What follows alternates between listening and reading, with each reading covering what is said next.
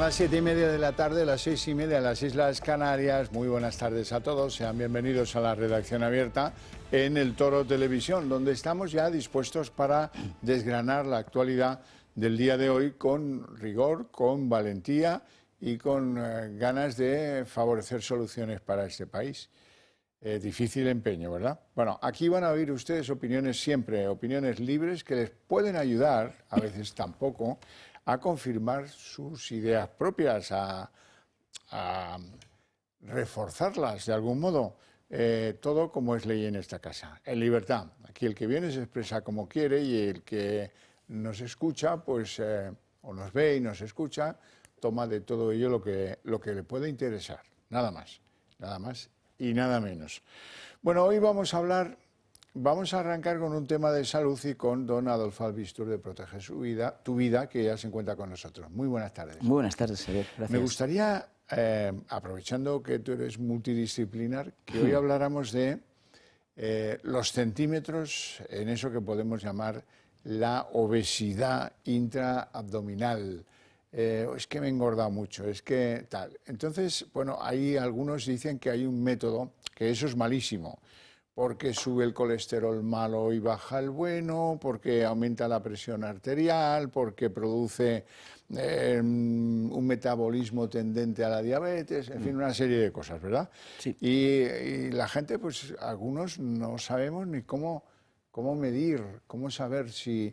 Hay una regla que no sé si tú compartes, dice que si tu cintura mide más que tu cadera, pues chico, tienes un problema porque tu riesgo coronario va a ser alto.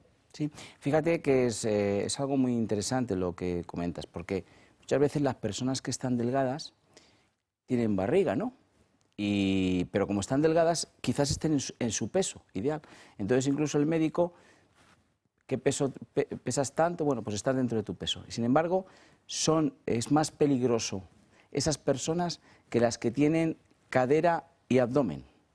Porque evidentemente cuando tú estás, lo que tienes es ese abdomen e interiormente tienes grasa pegada a los intestinos y esa es la que hace todo lo que tú has comentado. Entonces, a los intestinos, al hígado y al hígado, a todos los lados. Entonces, ¿qué ocurre?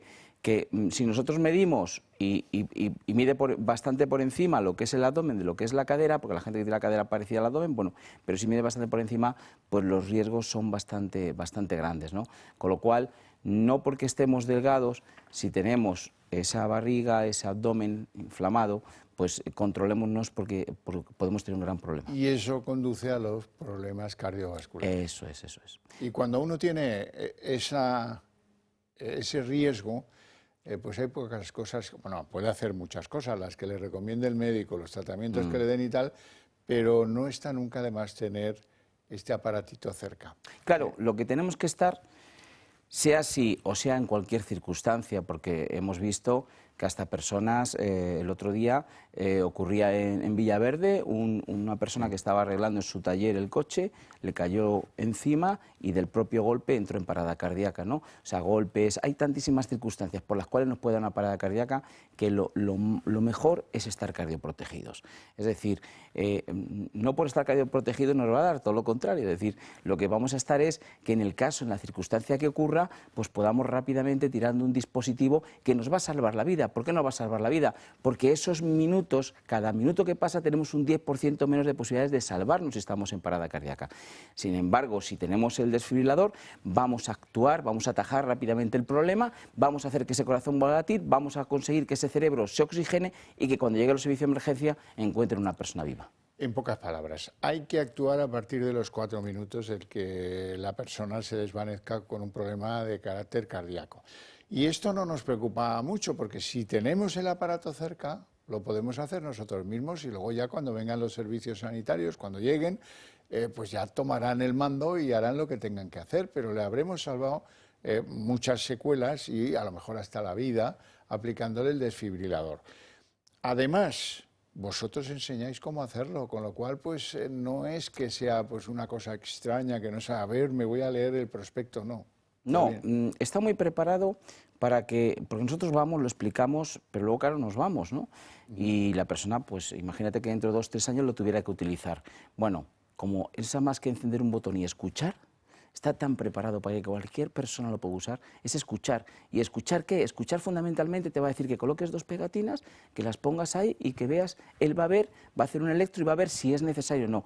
Nunca podemos hacer daño, eso hay que saberlo, Xavier. O sea, gente que dice, bueno, y yo igual se lo pongo a un compañero de trabajo y le hago. Nunca. ¿Por qué? Porque nunca va a dar corriente si ese corazón no está parado. La máquina decidirá no actuar si su actuación no es necesaria. Necesaria, efectivamente. Bueno, pues entonces lo que tenemos que hacer es asegurarnos de que hay un aparato de estos en donde pasamos más tiempo, por ejemplo, cerca de casa, en la comunidad de propietarios, en casa, mejor que en ningún otro sitio, en el gimnasio, donde vayamos y desde luego en la empresa, porque cada vez pasamos, a pesar de lo que dice Yolanda Díaz, más horas trabajando, lamentablemente. Bueno, no, lamentablemente no. Bendito porque todos los que quieren trabajar y no pueden, ya desearían ya tener jornadas largas y amplias. Bueno, ¿cómo nos hacemos con un desfibrilador? Hemos tomado la decisión, ha empezado el año 24 y queremos estar cardioprotegidos. Bueno, pues ahí es tan sencillo como marcar un número de teléfono. Lo tenéis en pantalla, es un teléfono gratuito además, ese 900-730-061 y a partir de ahí quedará vuestra llamada registrada. Por llamarnos de redacción abierta del Toro Televisión ya vamos a tener un detalle importante que es regalaros un tensiómetro para que estemos controlados, nuestro corazón, nuestras pulsaciones y además un 30% en la compra del desfibrilador, que ya de por sí no es caro, pero encima a vosotros, espectadores del Toro Televisión, pues más barato. 900-730-061. Pues Adolfo, muchísimas gracias por tu visita y poco a poco, pero lo vamos a conseguir, ya lo verás. Reduciremos, nuestro propósito es, que lo sepa todo el mundo, no lo hemos ocultado nunca, reducir a la mitad las muertes por paradas cardíacas en la sociedad española, que son 30.000. 30.000. Qué pena dan. Bueno, pues eso, muchas gracias. Gracias a ti. Empezamos nuestro recorrido por algo que ha sucedido en Gaza y que pues es un poco para que ustedes vean que a veces va de un lado y a veces va de otro. Han muerto 24 militares israelíes en la franja de Gaza, el mayor número de bajas en un día del ejército de Netanyahu. Vamos a verlo. Al menos 21 militares israelíes han muerto en una zona situada en el centro de la Franja de Gaza tras un ataque con granada propulsada con cohete contra un carro de combate que protegía a un grupo de soldados que estaban colocando explosivos en 2 edificios para su demolición y el posterior derrumbe de estas estructuras. El portavoz del ejército israelí, Daniel Hagari, ha explicado que las fuerzas estaban operando en un espacio que separa localidades israelíes de Gaza y ha agregado que se encontraban a unos 600 metros de la frontera. Así ha sostenido que estas fuerzas estaban encargadas de eliminar edificios e infraestructura terrorista en el área para crear las condiciones de seguridad adecuadas para el retorno a sus hogares de los residentes del sur de Israel. Hagari ha desvelado además los nombres de 10 de los muertos en el incidente una vez que sus familias han sido notificadas. Por el momento ningún grupo ha reclamado la autoría del ataque, si bien la brigada Secelin al-Qassam, brazo armado del movimiento de resistencia islámica Hamas, ha publicado en su cuenta en Telegram un montaje en el que se puede ver un número 20 explotando y numerosos cascos militares en el suelo. Bueno, ya en España, ayer nos la colaron, pero ¿cómo? En la provincia de Sevilla dábamos noticia de que había un joven de origen sirio, 17 años, que había sido detenido y denunciado por su madre, cosa que no es cierta, y que su madre era la costurera del pueblo, cosa que es verdad, pero resulta que la madre del joven sirio estaba en el ajo. No fue la que denunció al muchacho, sino que al muchacho lo detectaron las fuerzas del orden porque estaba practicando con algunos temporizadores y explosivos en un descampado del pueblo. ¡Toma ya! La Policía Nacional ha detenido también a la madre del joven de 17 años arrestado este pasado domingo en Montellano por su presunta relación con el terrorismo yihadista. Según fuentes de la investigación, se estudia la posible vinculación de la mujer con el plan de su hijo para hacer acopio de sustancias potencialmente peligrosas con fines terroristas, toda vez que precisamente este martes la Policía Nacional tiene previsto poner al citado adolescente de nacionalidad siria y que residía en Montellano desde hace algunos años junto a su madre y su hermana a disposición de la Audiencia Nacional. A este respecto, el alcalde de Montellano, Curro Gil, destacó que se trataba de una familia normal en un pueblo donde todo el mundo es acogido y es tranquilo, aunque la operación policial desplegada el pasado domingo causara un gran revuelo. Buah, pues vaya, en fin, bueno, tengo que hablaros de la droga porque es importante que estéis al día de lo que pasa. Hoy os traigo noticias de un grupo criminal de narcos que daban vuelcos. Como sabéis, un vuelco es robarle el alijo de droga a otra banda criminal que trabaja en tu negocio, en el negocio del narcotráfico. Ha habido 6 detenidos y las operaciones se han producido en Vélez, Málaga. Muy bien. Y ahora nos vamos a ir a Valencia, porque en Valencia hoy se ha producido una aparición pues muy esperada. Ha ido a los juzgados el exmarido de Mónica Oltra, la vicepresidenta del gobierno de izquierdas de la Comunidad Valenciana. Se llama Luis Eduardo Ramírez Icardi. Y ha ido para ver cómo y cuándo se acerca para pasar unos años en prisión. Ese hombre fue condenado a 5 años de cárcel por abusos a una menor tutelada en una institución donde él era monitor. En fin, ha ido con el rostro tapado, con una mascarilla oscura, gafas de sol, una boina, en fin, todo para que la gente no se quedara con su cara. Pero ha ido. Y ahora, después de, oiga, que a este hombre le condenaron hace muchísimo tiempo. Vamos a ver si yo encuentro aquí cuándo lo condenaron, porque esto es tremendo la poca prisa que hay. Condenado en noviembre de 2019. Le condenan a 5 años de prisión. Estamos en 2024. Y estirando el chicle, que se hará un recurso, que se hará no sé qué, que se hará tal, que se hará cual. Cuando venga ya veremos. Hemos ido del noviembre del 19 a enero del 24 sin que este tío haya pisado la cárcel. Bueno, ¿y qué se le imputó en su día? Porque lo recordarán muchos. Pues este hombre hacía una serie de guarradas con una joven que tenía en su centro, de la cual era monitor y que tenía entre 14 y 15 años. Entre otras cosas, masturbarse con la mano de la chica mientras la chica dormía, por decir algo. En fin, una especie de animal que espero que no le descuenten ni un solo día de cárcel de los 5 años de condena que tiene. La otra ya desapareció de nuestra vida y, en fin, y que el mal recuerdo la guíe.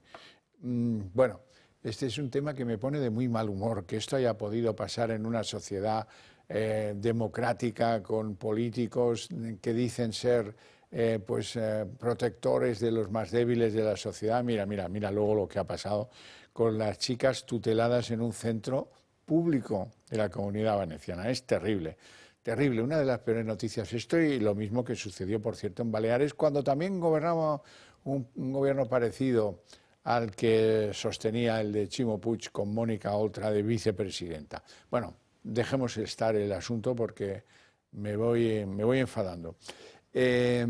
Una buena noticia nos vendría bien. ¿Sabéis cuál?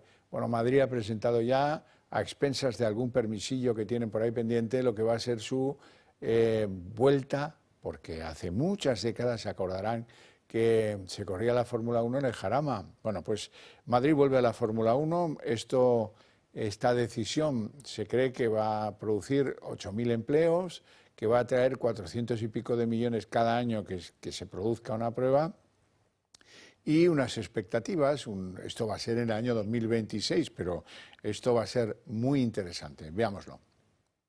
Es la noticia deportiva del día. Madrid acogerá el Gran Premio de España de Fórmula 1 a partir del año 2026 y hasta 2035. La presentación ha tenido lugar este martes en un acto en IFEMA y en ella han intervenido tanto el alcalde José Luis Martínez Almeida como la presidenta de la comunidad Isabel Díaz Ayuso. Hoy es un día histórico. 44 años después vuelve la Fórmula 1, vuelve el Gran Premio de España a la ciudad de Madrid. Y no podía ser en otra ciudad precisamente que en Madrid. Por eso nos sentimos tremendamente orgullosos de haber culminado este esfuerzo colectivo de traer la Fórmula 1. Madrid no aspira a albergar un Gran Premio de Fórmula 1. Madrid aspira a tener el mejor Gran Premio de Fórmula 1 que se organiza a lo largo y ancho de todo el mundo. Es un gran día de oportunidades para todas aquellas personas que tienen negocios, para el turismo, para el empleo de todos, para los comercios, para la imagen de nuestra región, una región que está cada vez más de moda en todo el mundo. Este Gran Premio será una gran oportunidad para Madrid a nivel económico. Su celebración supondrá para la capital unos ingresos anuales de 450 millones de euros. Dejará unos 8.200 empleos directos, miles de puestos de trabajo indirectos, un 0,2% más de PIB y 120.000 visitantes, de los que el 45% serán internacionales y de los que se prevé que su gasto supere los 950 euros. Un incremento de la actividad económica para sectores de hoteles, restauración, ocio, cultura y transporte. El primer año podrán ver el evento 110.000 espectadores, aunque se espera llegar hasta los 140.000 en el quinto año. Será un circuito totalmente urbano. La mayor parte recorrerá los viales de IFEMA y la ciudad deportiva del Real Madrid en Valdebebas. Su ubicación es su punto fuerte. Se encuentra a escasos 15 minutos del centro de Madrid y a 5 minutos del aeropuerto en transporte público. Una iniciativa que vuelve a la capital después de 4 décadas y que supone un auténtico orgullo, ya que potenciará la ciudad de Madrid en todo el mundo. Bueno, sin duda, la gran noticia política del día es que el Gobierno se ha vuelto a arrodillar ante las pretensiones de Vox, que estaban de Junts, que estaban intranquilos porque a lo mejor a Puigdemont se dejaba algún fleco y por ahí le podían entrar a futuros en Europa o aquí o al juzgado o García Castellón. Quiero hablar de esto con don Carlos Flores, que es diputado de Vox, de ahí mi error anterior, porque pues hoy han pasado cosas muy importantes. Muy buenas tardes, gracias por atendernos. Muy buenas tardes, gracias por darme la oportunidad de hablar a vuestro público. Es un placer. Vamos a ver, hemos cedido en cuantas las cosas. En primer lugar, lo más trascendente, transformamos esto del delito de terrorismo en algo que va a nuestro capricho y solo casos muy graves de violación de derechos humanos se van a considerar como ajenos a la amnistía.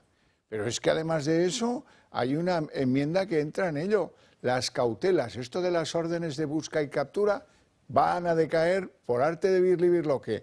Todo para garantizar que este tipo, Puigdemont, pueda estar en unos meses, en mayo, en junio, en Cataluña, pues a punto de elecciones al Parlamento Europeo. En efecto, el Partido Socialista, que hace unos meses ponía como línea roja la amnistía, después de hablar del indulto, pues ahora que ha aceptado la amnistía, empezó a poner como línea roja los delitos de terrorismo. Es decir, no se preocupen ustedes que habrá amnistía, pero no se amnistiarán los delitos de terrorismo. Bueno, pues esta mañana esa enésima línea roja del Partido Socialista pues ha corrido la misma fortuna que todas las demás líneas rojas que el Partido Socialista ha venido trazándose y trazándonos a los españoles. Ha sido superada. El Partido Socialista ha aceptado una enmienda transaccional planteada por Junts, en la que, por explicarlo en pocas palabras y para que quede meridianamente claro, se dice que no serán amnistiables aquellos delitos que de forma manifiesta y con intención directa hayan causado violaciones graves de derechos humanos, en particular las previstas en los artículos 2 y 3 del Convenio Europeo de Protección de Derechos Humanos, que son casos de asesinato o casos de tortura. Todos los demás, por lo tanto, hacen su contrario. Todos los demás casos de terrorismo resultarán amnistiables.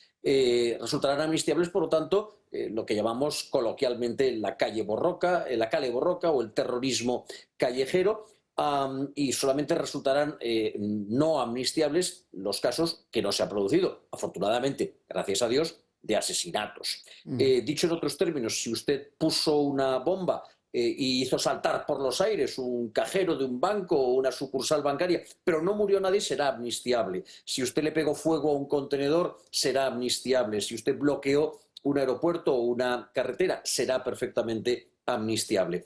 Bolaños dijo que la amnistía quedaría fuera que el terrorismo quedaría fuera de la amnistía. Hoy hemos comprobado que el terrorismo, según y cómo, queda fuera de la amnistía. Hay terrorismos que causan pánico y hay terrorismos que invisten presidentes. Estos últimos son amnistiables. Bueno, y había que retorcer el brazo al juez Llarena, que es el señor que desde la justicia en su día, al poco de huir Puigdemont en el capó del coche, pues puso en marcha unas órdenes de busca y captura. Esto es incómodo porque puede producir situaciones que no quiero yo pensar, ¿verdad? Por lo tanto, lo que conviene es que en las enmiendas de la ley de amnistía esto se desarticule. lo han conseguido. Y yo le pregunto, ¿quedan algunos poquitos asuntos pendientes? ¿Qué va a decir la ley con respecto a llevarla hasta los tiempos de la denuncia de Pujol? ¿Los Pujol van a ser también amnistiados al hilo de las exigencias de Junts que el gobierno ha cedido en todas o no? La ley de amnistía, desde el primer momento, plantea un marco temporal, es decir, son amnistiables los delitos producidos en relación con el procés, con el objetivo de conseguir la independencia de Cataluña en un marco temporal. Pero es que ese marco temporal resulta ser de 11 años, desde el 2011 hasta el 2023, desde el 2011 hasta el 2023. Eso no es una amnistía, porque las amnistías son necesariamente leyes singulares que concretan de manera fehaciente qué delitos, por qué motivos, en qué lugares y en qué marcos temporales van a ser perdonados. Y esta concreta proposición de ley hace aguas por dos lados. En primer lugar, en cuanto a la concreción de los delitos. Cada una de las cláusulas de la proposición de ley en la que se especifican los delitos que van a ser amnistiables concluye con una cláusula abierta y cualesquiera otros que tengan una intencionalidad semejante. Y adicionalmente tenemos como segunda cláusula abierta la temporal. Estamos hablando de un marco de 11 años. Estamos hablando de una década de impunidad, de una década entera en la que cualquier felonía que se cometiese, a solo que fuese cometida con la intención de luchar por la independencia de Cataluña, resultará amnistiable. Por cierto, otra de las, desde mi punto de vista, fallas de la proposición en lo tocante al cumplimiento del requisito constitucional de la igualdad es que se refiere exclusivamente a Cataluña. Yo le he increpado esta mañana a los representantes de Bildu diciéndoles, oiga, ustedes están saliendo a la calle pidiendo la liberación de los presos de ETA, pero aquí, en sede parlamentaria, los que se están llevando el gato al agua, los que están arrimando el ascua a su sardina, son los catalanes. ¿Con qué cara van a volver ustedes a sus respectivas circunscripciones para decirles a sus colegas filoterroristas, hemos conseguido la liberación de los terroristas catalanes, pero vosotros tendréis que seguir, me temo que por no mucho tiempo, pero tendréis que seguir a la sombra? Don Carlos Flores, diputado de Vox en el Congreso, muchísimas gracias por atendernos. Le mando un fuerte abrazo y le deseo una feliz tarde. A vosotros, como siempre, un abrazo. Bueno, pues hablemos un poco de nosotros mismos, porque ya saben ustedes que estamos en plena cuesta de enero y tengo que apelar a sus buenos oficios para que nos manden algún donativo, para que nos ayuden a pasar esa cuesta de enero, a hacer posible esta televisión que han definido como la esencia de cómo quieren ser informados, y tengan en cuenta pues, que nosotros no alcanzamos al reparto del dinero público que hace Pedro Sánchez, porque no estamos dispuestos a hacer concesiones en lo que les contamos a ustedes. Por esas razones por las que les pedimos que estaría bien que nos respaldaran, estaría bien que nos ayudaran a llegar a más gente, a hacerlo incluso con más eficacia, y eso ya lo haremos nosotros así que podamos. Ayúdenos y se ayudarán.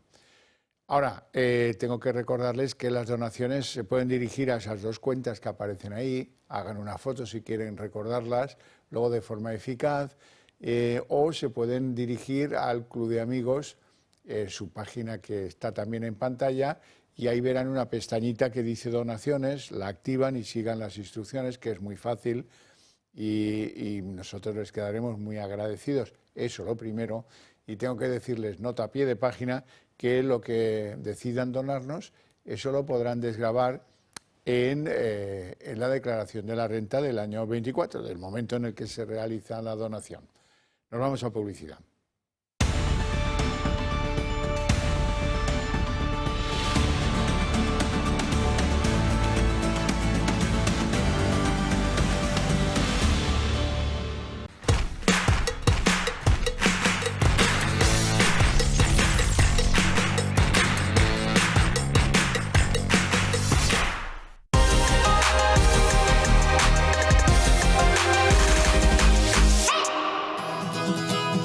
Hoy en Recomendaciones del Toro les presentamos casas de madera bálticas.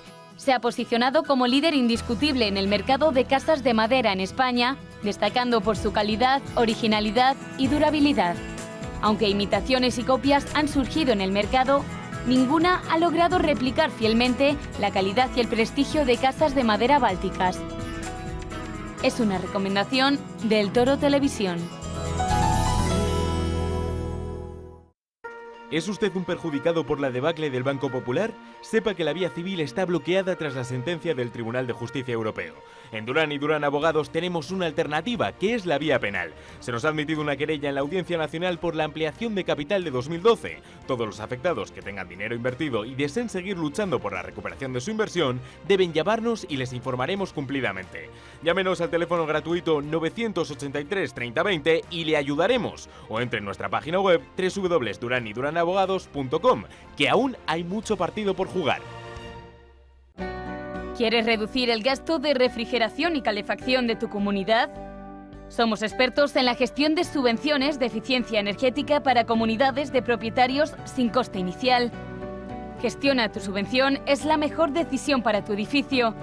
Llama ya al 911 45 47 77 y en Gestiona tu subvención te daremos un trato personalizado. Está harto de que le hagan esperar al teléfono, de que no le expliquen las ventajas de la contratación en sus seguros. Ahora puede contar con Incos. Le damos un trato personalizado y le ofrecemos un ahorro en sus seguros. Así que no espere más y llame a Incos al 91 032 69 47. Los asuntos que nos preocupan en nuestro día a día. Los grandes desafíos que marcarán el futuro de nuestros hijos. Los problemas que no interesan a la clase política. Con rigor, con análisis y con conciencia social, dando voz a sus protagonistas. Temas que pasan desapercibidos, nosotros los llevamos a primer plano.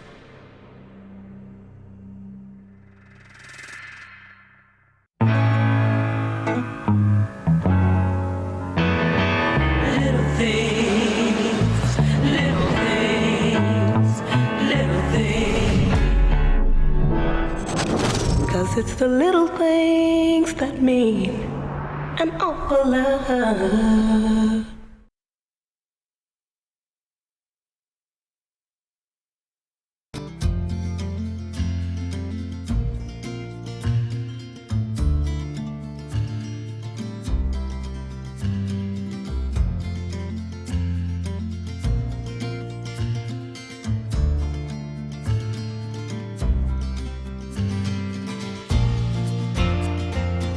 Si enseña su carnet de socio del Club de Amigos, tendrá un 10% de descuento en el total de su factura.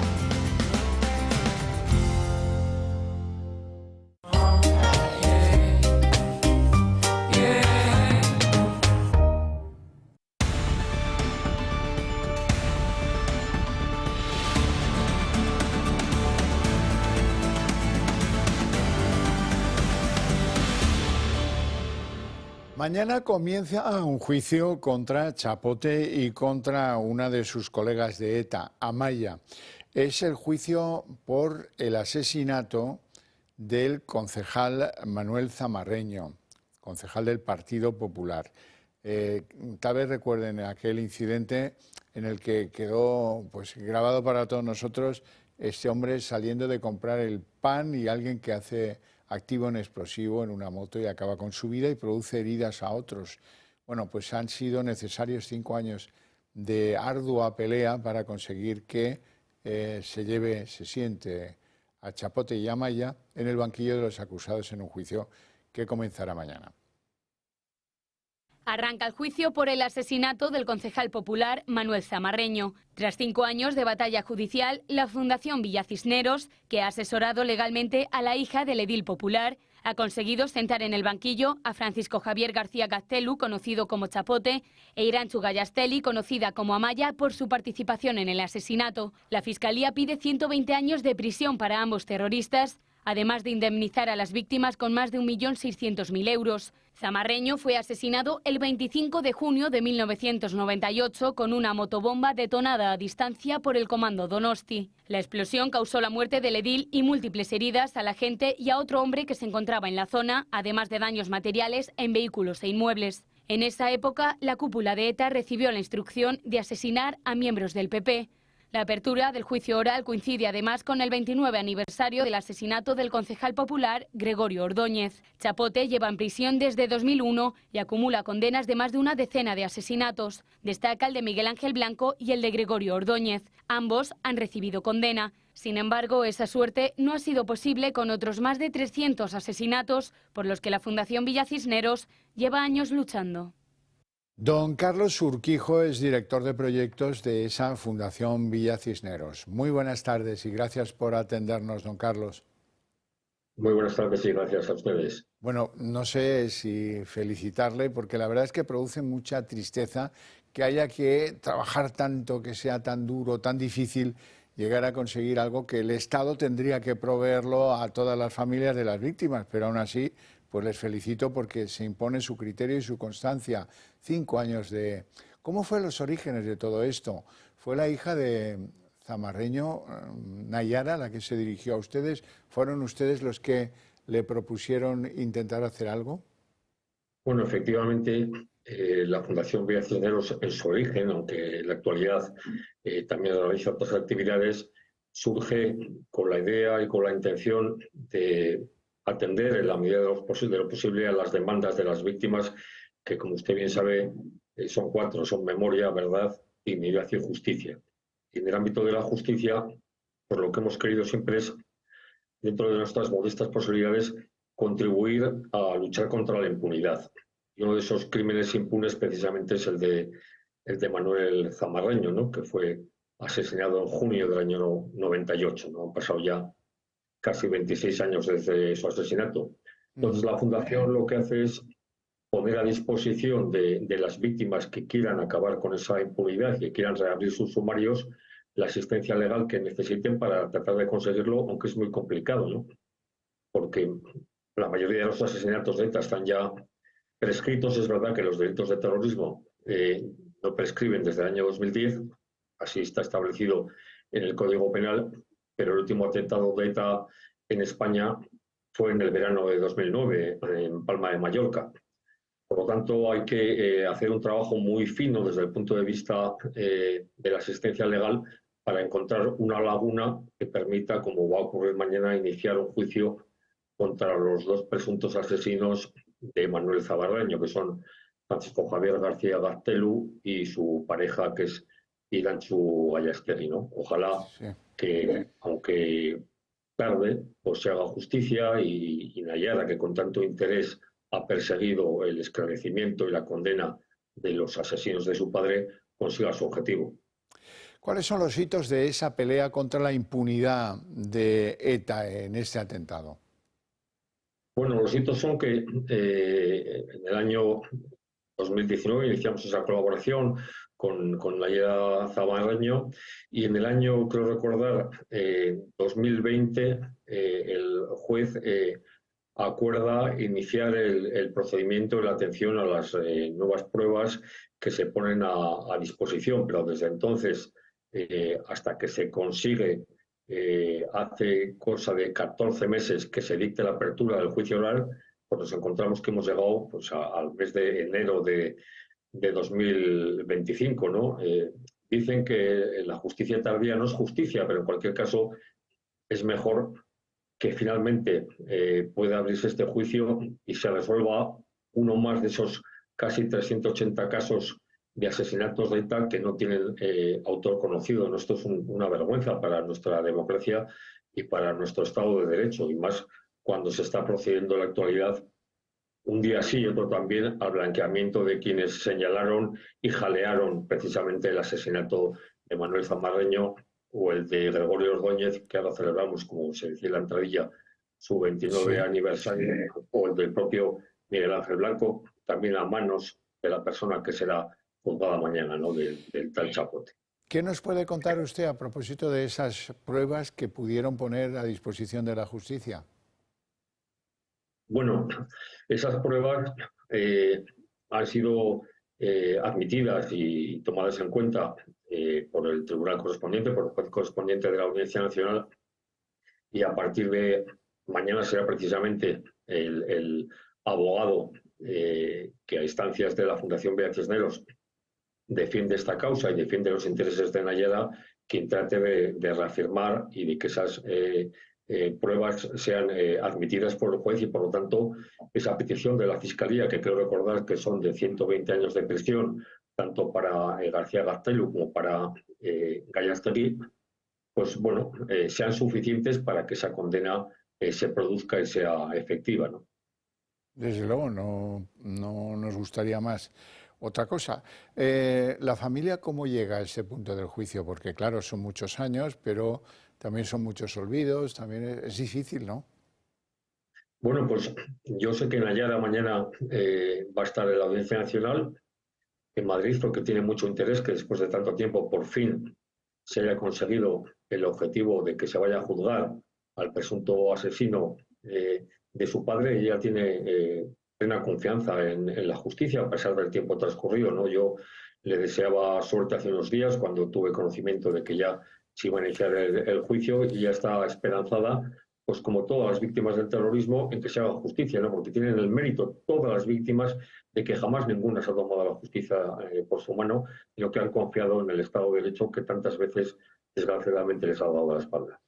Pues bueno, confiemos en esa justicia, que haya condena, que sea lo que digan los tribunales y que por lo menos cerremos este caso y que la familia pueda descansar sobre la idea de que han sido juzgados los autores de algo que no tiene remedio y que les va a doler pues cada vez que piensen en ello.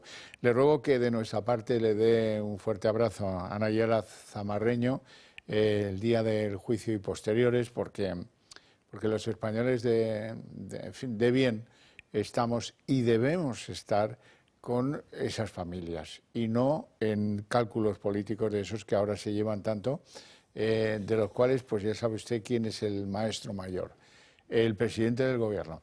Le agradezco mucho, don Carlos Urquijo, estos minutos, que nos hayan puesto un poco al día sobre este caso, para muchos olvidado. La imagen, ya les digo, es un concejal que sale de comprar el pan y alguien hace que explote una moto con explosivos y acabe con su vida y produzca heridas a otras personas más. Como le digo, le deseo una feliz tarde y muchísimas gracias. Pues muchas gracias a ustedes y sobre todo a toda la televisión por seguir haciéndose eco de estos asuntos que desgraciadamente cada vez parece que interesan menos a la sociedad española. Muchas gracias. Ya, pues lo combatiremos en la medida que sea posible. Gracias. Gracias. Bueno, vuelvo a hablarles del Club de Amigos, porque a lo mejor a ustedes están pensando o han pensado, oiga, ¿y por qué yo no soy socio del Club de Amigos del Toro Televisión? Háganse socios del club, si eso es una cosa muy saludable. ¿Cómo? Muy fácil, llamen al teléfono 91 616 2464 y lo demás va rodado, facilísimo. Por cierto, que hay algunas novedades interesantes o que pueden ser interesantes para ustedes y que les resumo muy brevemente. Miércoles 31 de enero haremos una visita a la Real Fábrica de Tapices, donde hacen unas preciosas alfombras, tapices, etcétera, y también las reparan. En febrero, entramos en las actividades de febrero, miércoles 7 de febrero. Alberto García Ibáñez va a presentar en el club su último libro, El Sacro Imperio Romano Hispánico. El viernes día 9 de febrero realizaremos una visita guiada al Teatro Real, una institución fundamental en el panorama musical español. Y el 14 de febrero haremos uno de nuestros más bonitos ciclos de paseos por Madrid, con un recorrido por el Madrid de los Borbones, donde no se nos puede escapar pues sitios tan emblemáticos como el Palacio Real, por poner un ejemplo, que es una joya, una verdadera joya. Nos vamos a ir a publicidad y a la vuelta abrimos la mesa de análisis político.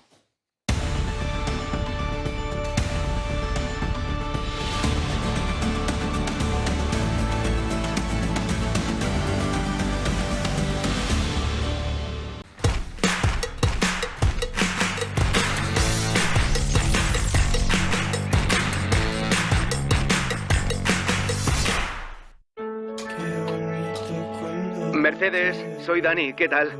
Bueno, quizás mi madre ya te lo ha comentado. He terminado hace poco la escuela de cocina y empiezo a trabajar el mes que viene. La verdad es que no me imagino en una cocina profesional, estoy súper contento. Y eso, que estoy pensando en abrir una cuenta nómina. Va a ser mi primer sueldo y, bueno, quiero hacer las cosas bien desde el principio. No sé, ya me dirás. Gracias. Lo bueno de tener a alguien cerca es que te escucha.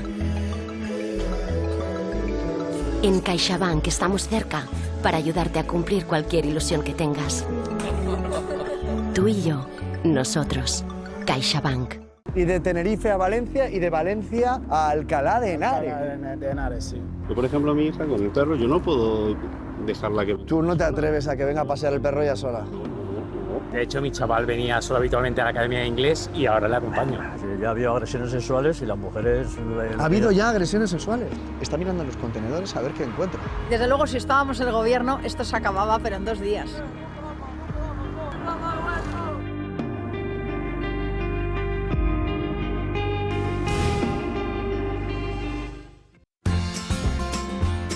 Cultivado en el regadío de Lodosa, Navarra, bajo la indicación geográfica protegida Espárrago de Navarra, este producto se ha convertido en la auténtica joya de la huerta de Conservas Perón. Seleccionan y clasifican los espárragos nada más haber sido recolectados. A continuación, se pelan mediante maquinaria o a mano y se cortan por el tallo con el fin de igualar su tamaño. Se escaldan mediante inmersión en agua caliente y tras un enfriado rápido, se clasifican los espárragos de las mismas características y se pasa al envasado. Gracias a su blancura, su textura suave y su delicioso sabor, el espárrago de Conservas Perón se ha convertido en uno de los productos más valorados de toda la geografía nacional.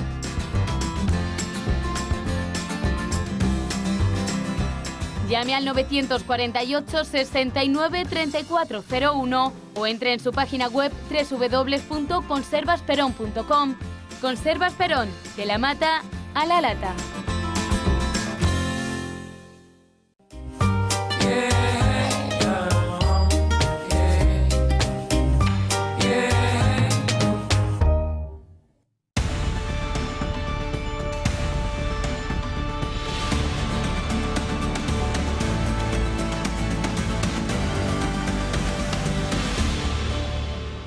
Bueno, son las 8:12 jóvenes minutos, momento en el que abrimos la mesa de análisis político, que hoy tenemos mucha tela que cortar. Les presento a nuestros invitados hoy.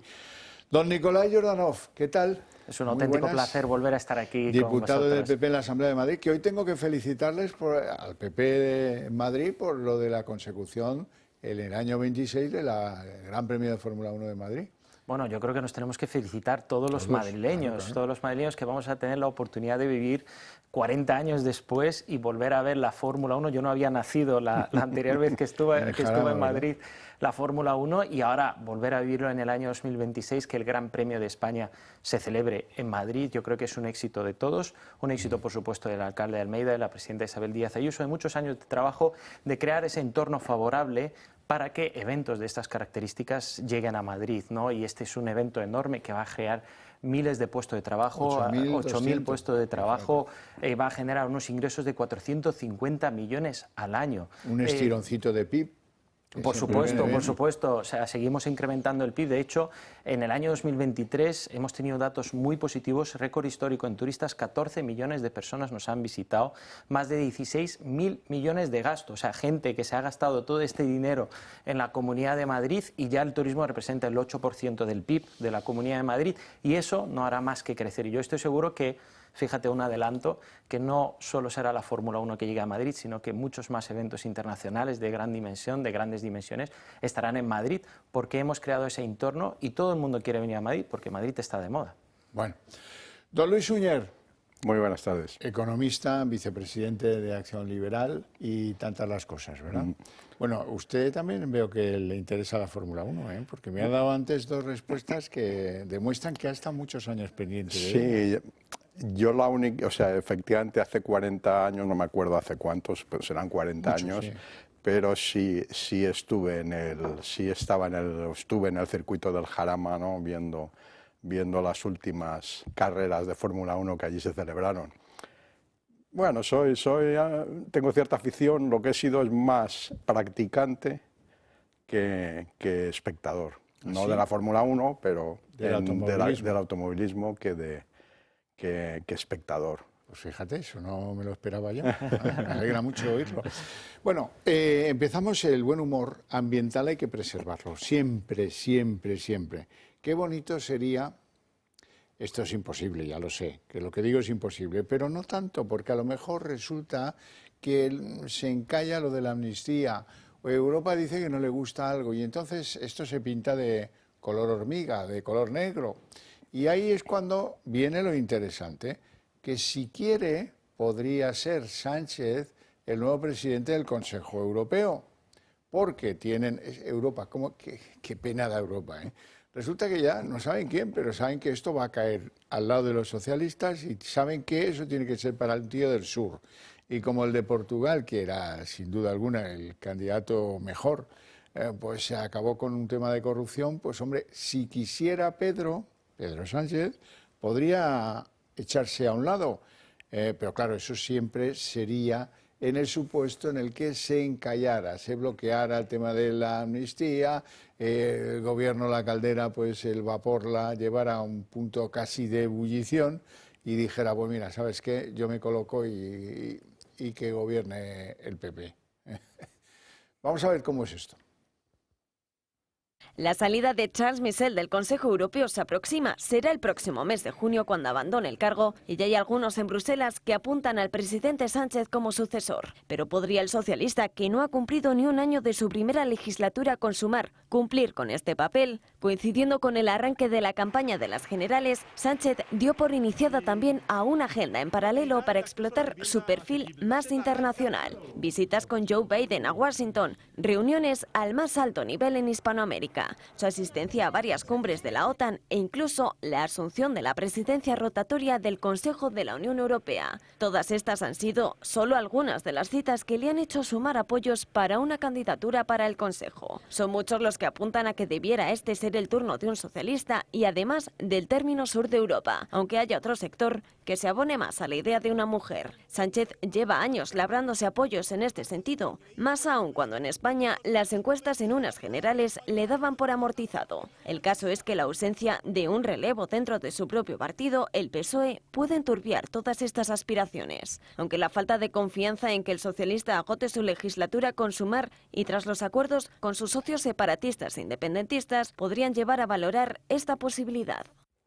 Luis Suñer, es fácil soñar con cosas que a lo mejor no se van a producir, ¿no? Claro, yo estaría encantado de que fuera para allá al Consejo Europeo, sí, que sería un firme apoyo, vamos, una de las personas que más apoyarían ese cambio. Yo creo que es difícil, ¿no?, hacer coincidir los tiempos, ¿no? El que la legislatura acaba de empezar, ¿no?, con este nombramiento que tiene que producirse, bueno, que puede producirse a lo largo del año en cualquier momento.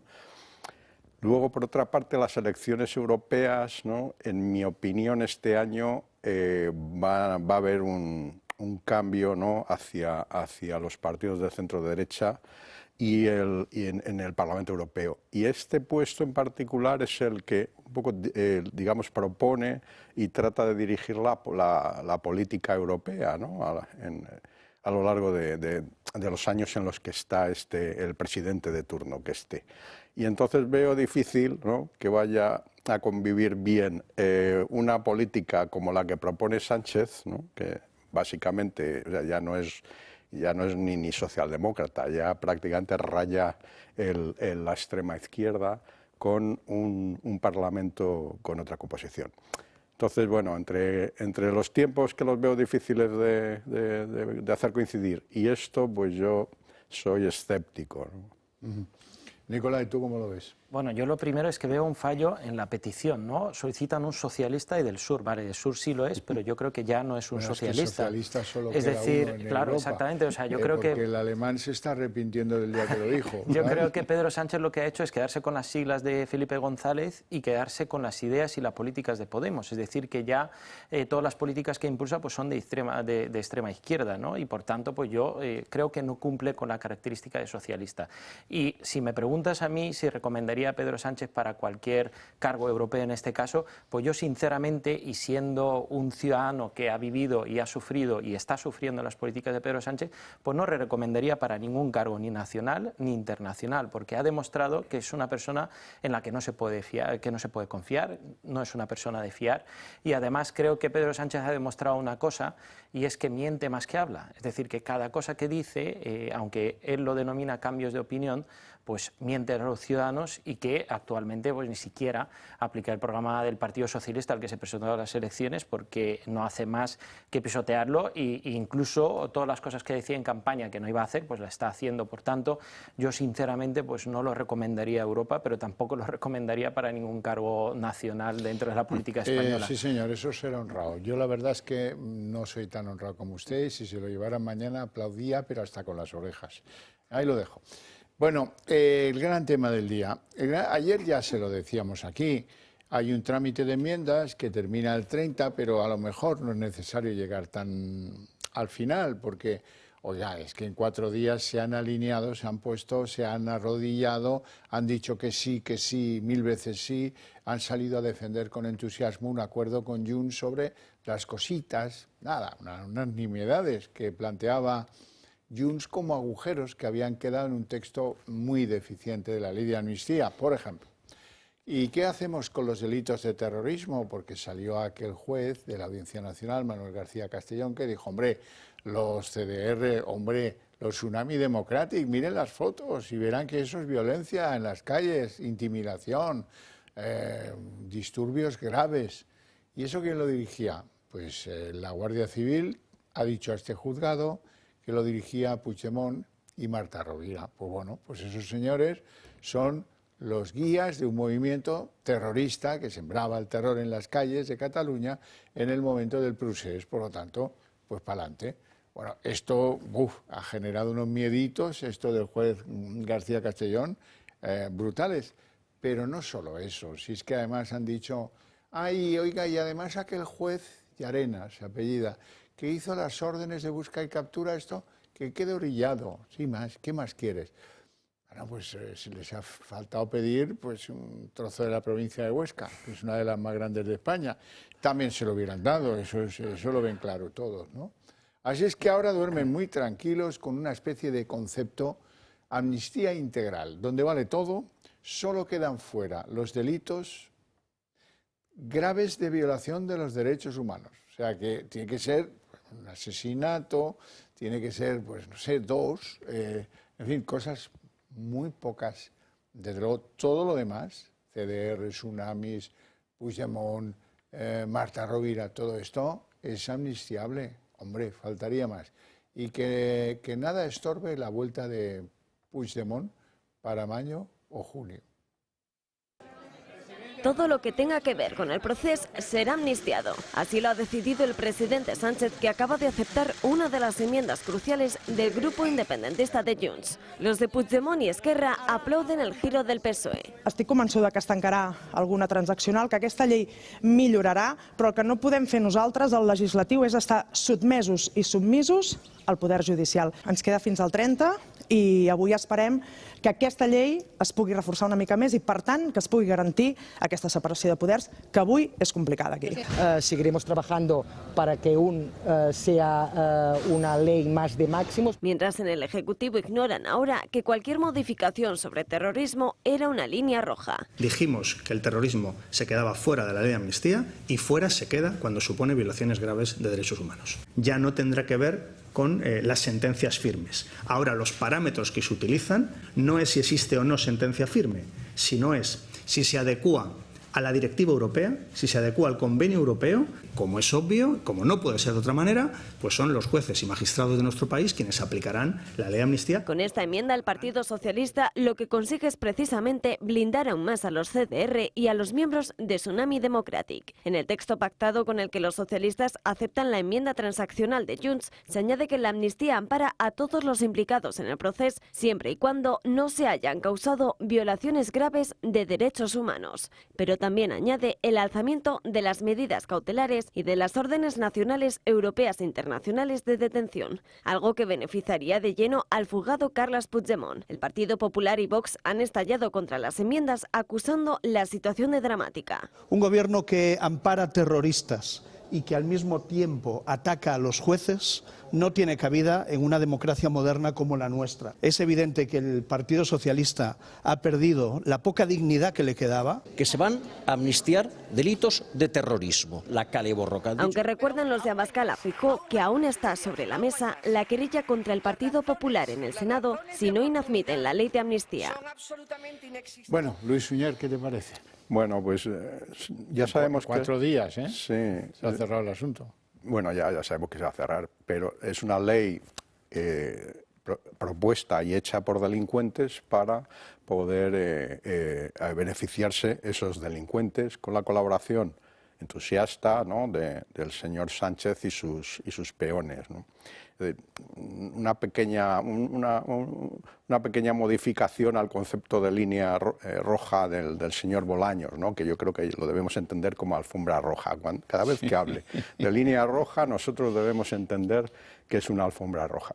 Entonces, primero fue la sedición, esa había que quitarla, luego la malversación, había que quitarla, ahora hay que quitar el terrorismo hasta un cierto punto, pero no porque porque tengan algún problema ético o moral el señor Sánchez y sus colaboradores, sino porque la Unión Europea digamos que paralizaría esa ley.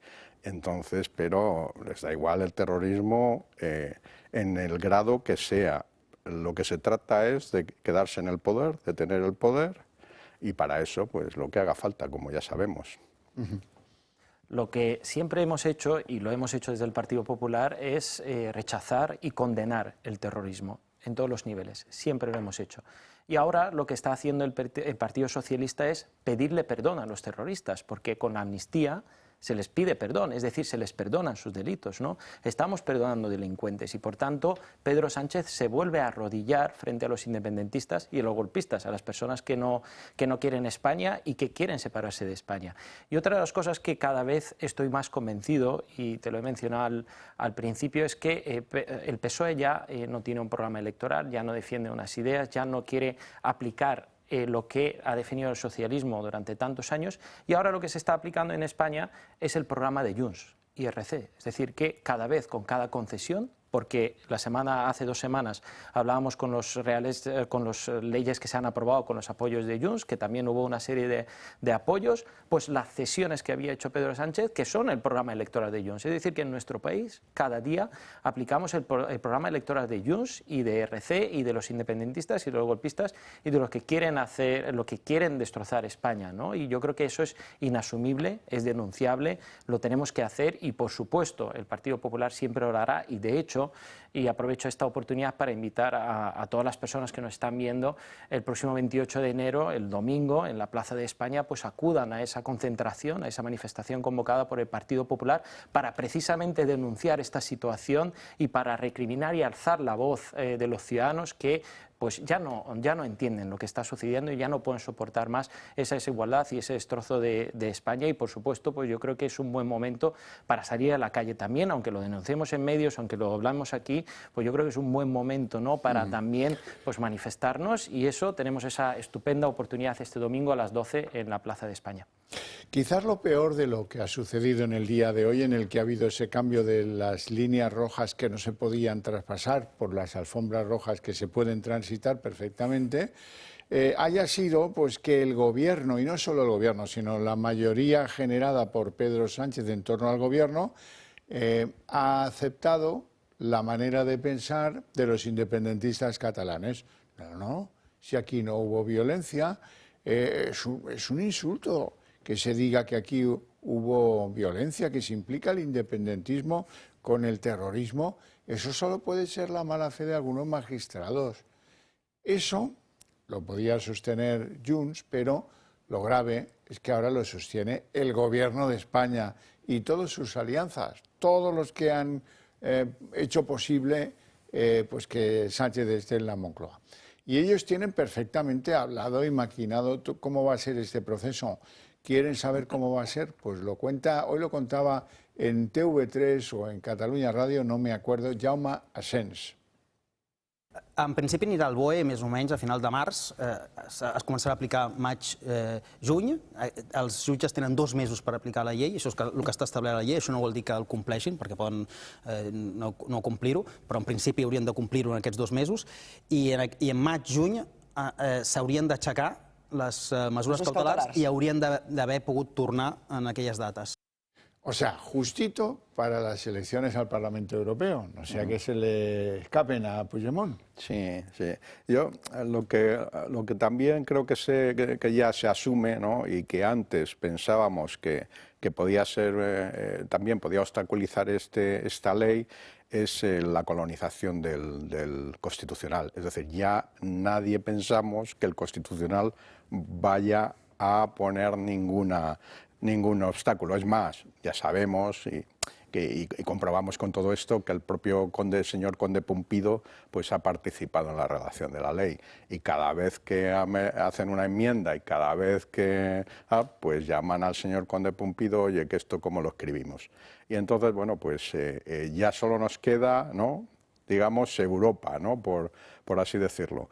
Lo cual lo triste es reconocer que aquí, ¿no?, ya no existe, ¿no?, un Estado de Derecho, digamos, estándar y convencional, ¿no? A ver, yo la verdad es que este vídeo me parece muy adecuado que acabamos de ver de Asens, porque realmente está diciendo lo que va a pasar en España, porque estamos viendo que lo que dice Junts es lo que pasa en España. Exactamente, ellos no engañan, es decir, que él está diciendo cómo se va a gobernar este país, qué es lo que va a pasar con la ley de amnistía y cómo se va a producir todo el proceso, ¿no? Y yo te digo, a este señor sí me lo creo. Es decir, a Pedro Sánchez y a sus ministros que un día salen diciendo una cosa y al día siguiente dicen lo contrario, pues a ellos no me creo absolutamente nada, pero este señor sí, es decir, que él está diciendo toda la verdad, porque actualmente los que gobiernan España son los 22 ministros de Sánchez, 22 que ya son ministros, nos tocan 3 consejeros, o sea, 3 ministros por cada consejero de la Comunidad de Madrid, 22 ministros, y tenemos uno que es Puigdemont, que está fuera de España y gobierna nuestro país, ¿no? Y eso es impresentable.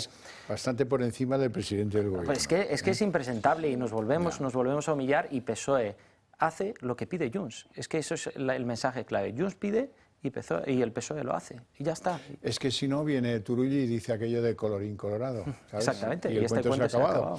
Bueno, vamos con Marlaska. Ayer le dieron un bofetón en el Supremo estupendo. Le dicen que de exportar a los jóvenes que asaltaron la frontera de Ceuta por su beneficio, nada. Que devolvieron en caliente a alguno de esos jóvenes que no estaba siendo reclamado por sus familias, dado que era huérfano. Que todas las mentiras que ha ido jalonando Marlaska, pues son eso, mentiras, y que se hizo una devolución en caliente que no encaja con nuestra ley de extranjería. Y siendo que él ha sido magistrado de la Audiencia Nacional, pues el bofetón ha sido paralímpico. No descarten que esto llegue a la vía penal. Ya verán lo que dicen los jueces, pero hay responsabilidades para aquel que dicta resoluciones injustas a sabiendas, que es el caso. El delito se llama de prevaricación. También pudiera darse el caso que sus señorías decidieran que, bueno, esto lo vamos a archivar porque no nos parece adecuado, como tantas las veces. Desde la pandemia son, como dicen en inglés, incontables las veces en las que los tribunales han flaqueado, ¿eh?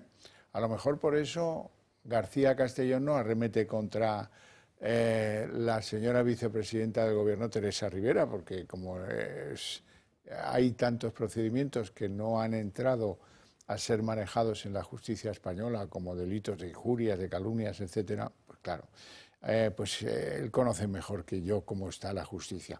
Hoy Marlaska comparecía en la Comisión de Interior y ha hecho declaraciones en las que habla de respeto a la decisión del Supremo, pero él defiende que la ley se respetó en todo momento. Respeto, como siempre ha manifestado el Gobierno, a todas las resoluciones judiciales, lo que es propio y es preciso en un Estado de Derecho y sobre todo para quienes nos creemos el Estado de Derecho. En segundo lugar, el convencimiento de que las autoridades competentes en la materia actuaron en todo momento con el convencimiento pleno de ajustarse al ordenamiento jurídico y siempre bajo el principio del interés superior del menor. Bueno, pero algunos de la izquierda más extrema, como por ejemplo Gerardo Pisarello, de origen argentino, dice que ellos estarán siempre en contra de la devolución de menores que se hizo en Ceuta. Hoy sabemos, como dijimos en su momento, que esas actuaciones que supusieron la devolución en PAC de 1.500 menores de edad no solamente es un acto bárbaro, sino que es un acto de inhumanidad. Ver a los menores tratados como simples peones en las guerras o en la frontera es algo que supone una catástrofe moral como humanidad. Además, como digo, de una ilegalidad. Nicolai, ¿cómo lo ves? Bueno, yo la verdad es que me pregunto, en todos estos años que lleva Marlaska de ministro, ¿qué es lo que ha hecho? En todas sus competencias, no en esta en concreto, que han decidido los tribunales, ¿no? En este caso, pero yo me pregunto qué es lo que ha hecho. Y mi respuesta es absolutamente nada. Es decir, que Marlaska es un ministro reprobado, es un ministro condenado, es un ministro que está debilitado por las condenas de los propios jueces, y te voy a dar algunos números de la gestión de algunas de sus competencias, ¿vale? Por ejemplo, año tras año aumenta la criminalidad en nuestro país, un 5%. Aumentan también los delitos contra la libertad sexual, se han duplicado desde el año 2016. También se han duplicado las manadas desde el año 2017. Se ha incrementado la ocupación ilegal, un 40%. El récord histórico de llegada de inmigrantes, incluso hemos superado la crisis del año 2006 de los cayucos. Ahora, con los últimos datos los hemos superado, y también pues está vaciando los cárceles, ¿no? La verdad es que a mí me parece una gestión nefasta. Ya en diversas ocasiones se ha pedido su dimisión, pero parece ser que encaja perfectamente con las políticas que quiere llevar Pedro Sánchez. Es un ministro, o uno de sus ministros favoritos, quizás de los que más ha tenido que salir a defender, y ahí sigue, y esos son los datos. Y para mí creo que es un ministro pues totalmente desacreditado y que no está gobernando y que no está pues cumpliendo con todos los labores que tiene que realizar como ministro. Luis Suñer. Sí, bueno, totalmente de acuerdo con Nicolai en que Marlaska es un ministro cuyo pasado como juez no ha respondido, bueno, no ha acompañado, ¿no?, su ejecutoria en el gobierno, donde simplemente se ha dedicado a cumplir lo que su jefe le comentaba. Ahora bien, este tema, que es un tema delicado, ¿no?, el de la inmigración y sobre todo la inmigración ilegal, ¿no?, yo lo que veo fundamentalmente aquí es la contradicción, ¿no?, entre vamos a sacar en televisión al famoso barco, al Aquarius, ¿no?, con todos estos inmigrantes que vamos a salvar y vamos digamos, a cuidar en Europa, con la actuación en Ceuta y Melilla, ¿no?, donde yo creo que en ese momento al ministro Marlaska pues le ha podido las consecuencias que podría tener el encontrarse con 1.500 menores en Ceuta. Y entonces el problema es como diría nuestro admirado Pablo Iglesias, ¿no?, el problema es cabalgar la contradicción, ¿no? Por un lado, soy bueno, pero por otro lado, pues no me quiero generar problemas, ¿no? Bueno, Luis, especialmente te lo dirijo a ti porque eres economista y hoy ha hablado Yolanda Díaz de esto de reducir la jornada. Está muy bien reducir la jornada, no sé si a los funcionarios, o a lo mejor considera que ya la tienen bastante reducida los funcionarios, hay un tapón en todo, la seguridad social, el SEPE, interior, extranjería, todo está a reventar y mal, y en fin, y la gente se queja de esto del sistema de cita previa. Bien, la cuestión es que ella lo plantea para el sector, ella lo plantea para el sector privado, del sector público nunca quiere hablar. Pero ¿cuánto cuesta? Vamos a escucharla y luego esbozaremos algunos numeritos. Yolanda Díaz está compareciendo con frecuencia en las últimas semanas. Subida del salario mínimo, guerra con los empresarios por los sueldos. Además, ha comparecido en la Comisión de Trabajo, Economía Social, Inclusión y Migraciones para abordar las diferentes medidas que desde su ministerio quieren establecer. Una de las políticas estrella es la reducción de la jornada laboral, que según la ministra es una de las medidas más apoyadas por la ciudadanía. Les anticipo que vamos a sacar adelante una reducción de la jornada, 37 horas y media a la semana, y esto sí, sin reducción salarial. Permítanme también hablar de algo fundamental en la reducción de la jornada, y esto es ciencia, no es ideología. Esto está, como saben ustedes, muy estudiado y además es bastante viejo. Reducir la jornada laboral va a servir también para mejorar la productividad en nuestro país. El presidente de la Confederación Española de Organizaciones Empresariales ha hecho un comentario al respecto, negando que haya un diálogo. Pero vamos a ver, ¿pero cómo podéis llamar diálogo social cuando ya está decidido? Es que, y lo digo sinceramente, es decir, la decisión es esa, parece ser. Porque parece que un hito político marca esa decisión. Pero lo vamos a hacer en el diálogo social. Pues no sé cuál es. Garamendi no dice que no se haga, insta a que ocurra sector a sector y en cada mesa de negociación, como él dice que se ha hecho siempre. La ministra de Trabajo también quiere terminar con los contratos a tiempo parcial. La modificación la quieren hacer dentro del futuro Estatuto del Trabajo del siglo XXI. Vamos a uno de los elementos en los que me van a permitir que les diga que queda muchísimo por hacer en nuestro país. Es la tasa de parcialidad. Pero sé muy bien que parte de la precariedad que resta en nuestro país hoy está aquí. Creo que saben muy bien ustedes que en las reformas pendientes esta es la clave. Esta es la revolución laboral que quiere hacer Yolanda Díaz. Alguna de las medidas basada en la ciencia, no en la ideología, y sin contar con una mesa de diálogo. Bueno, si se trata de ser parcial, eso lo puede bordar Yolanda Díaz. No hay que descartarlo. Pero vamos a ser un poco serios. Si se reducen 2 horas y media las horas de una jornada laboral, eso pues quiere decir una serie de horas al año que los empresarios no tienen y que tienen que pagar. ¿Y eso cuánto es? Pues con cálculos de esta mañana, 64.000 millones de euros. Que algunos empresarios pues no van a poder ni siquiera entender. ¿Cómo lo ves? Muy bien. Bueno, me ha hecho gracia que haga la señora ministra o vicepresidente o ya lo que sea, mencione a la ciencia como la que demuestra, ¿no?, que menor jornada hay más productividad. Fuera del chascarrillo, pues, ¿qué le ocurre a...? Bueno, ya está aprobado en Francia este fenómeno, y donde en Francia ha fracasado... Y volvieron atrás. Claro, y donde se creó un mercado dual de los que trabajaban 35 horas y de los que tenían que trabajar con contratos parciales más de 35 horas para cubrir a los que trabajaban 35. Pues aquí algo parecido, es decir, creamos un mercado dual donde yo lo separaría entre lo no productivo y lo productivo. Es decir, ella está acostumbrada a que no se mida su trabajo en términos de productividad, pero el sector privado tiene que medir el trabajo en términos de productividad. Si reduces, porque vas a conseguir reducir el nivel de empleo, porque habrá que sustituirlo por capital, ¿no?, por inversiones en tecnología, por lo que sea, para poder compensar ese problema. Entonces, creas un mercado dual cada vez más grande, ¿no?, de las personas que no están medidas con la productividad, y cada vez más pequeño en las que están medidas por la productividad, que curiosamente son las que tienen que generar la riqueza que luego se grava con impuestos para que los otros puedan trabajar. Yo me pregunto en este caso, 37 horas y media, ¿por qué no 35? ¿Por qué no 30? O sea, a mí lo que me da la impresión es que más Madrid y Sumar en este caso, y ahora el gobierno de España, lo que quieren es trabajar cada vez menos. O sea, esa es la primera premisa.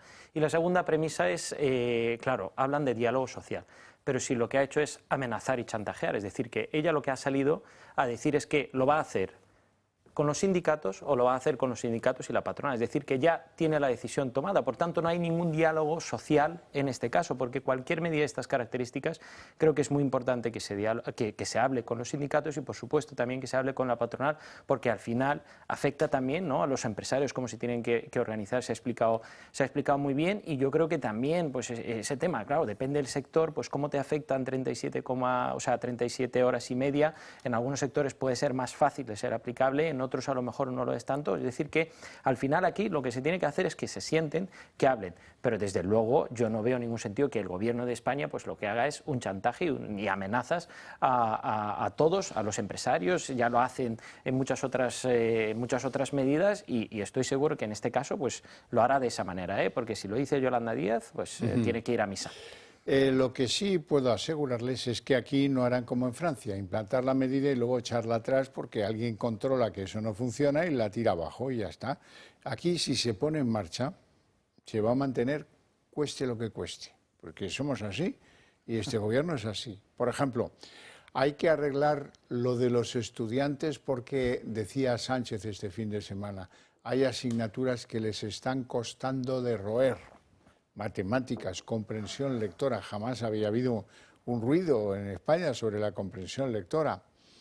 En lugar de decir, en lugar de decir lo que dijo, 500 millones de los presupuestos generales para arreglar esto con un plan que va a convertir las matemáticas en socioafectivas.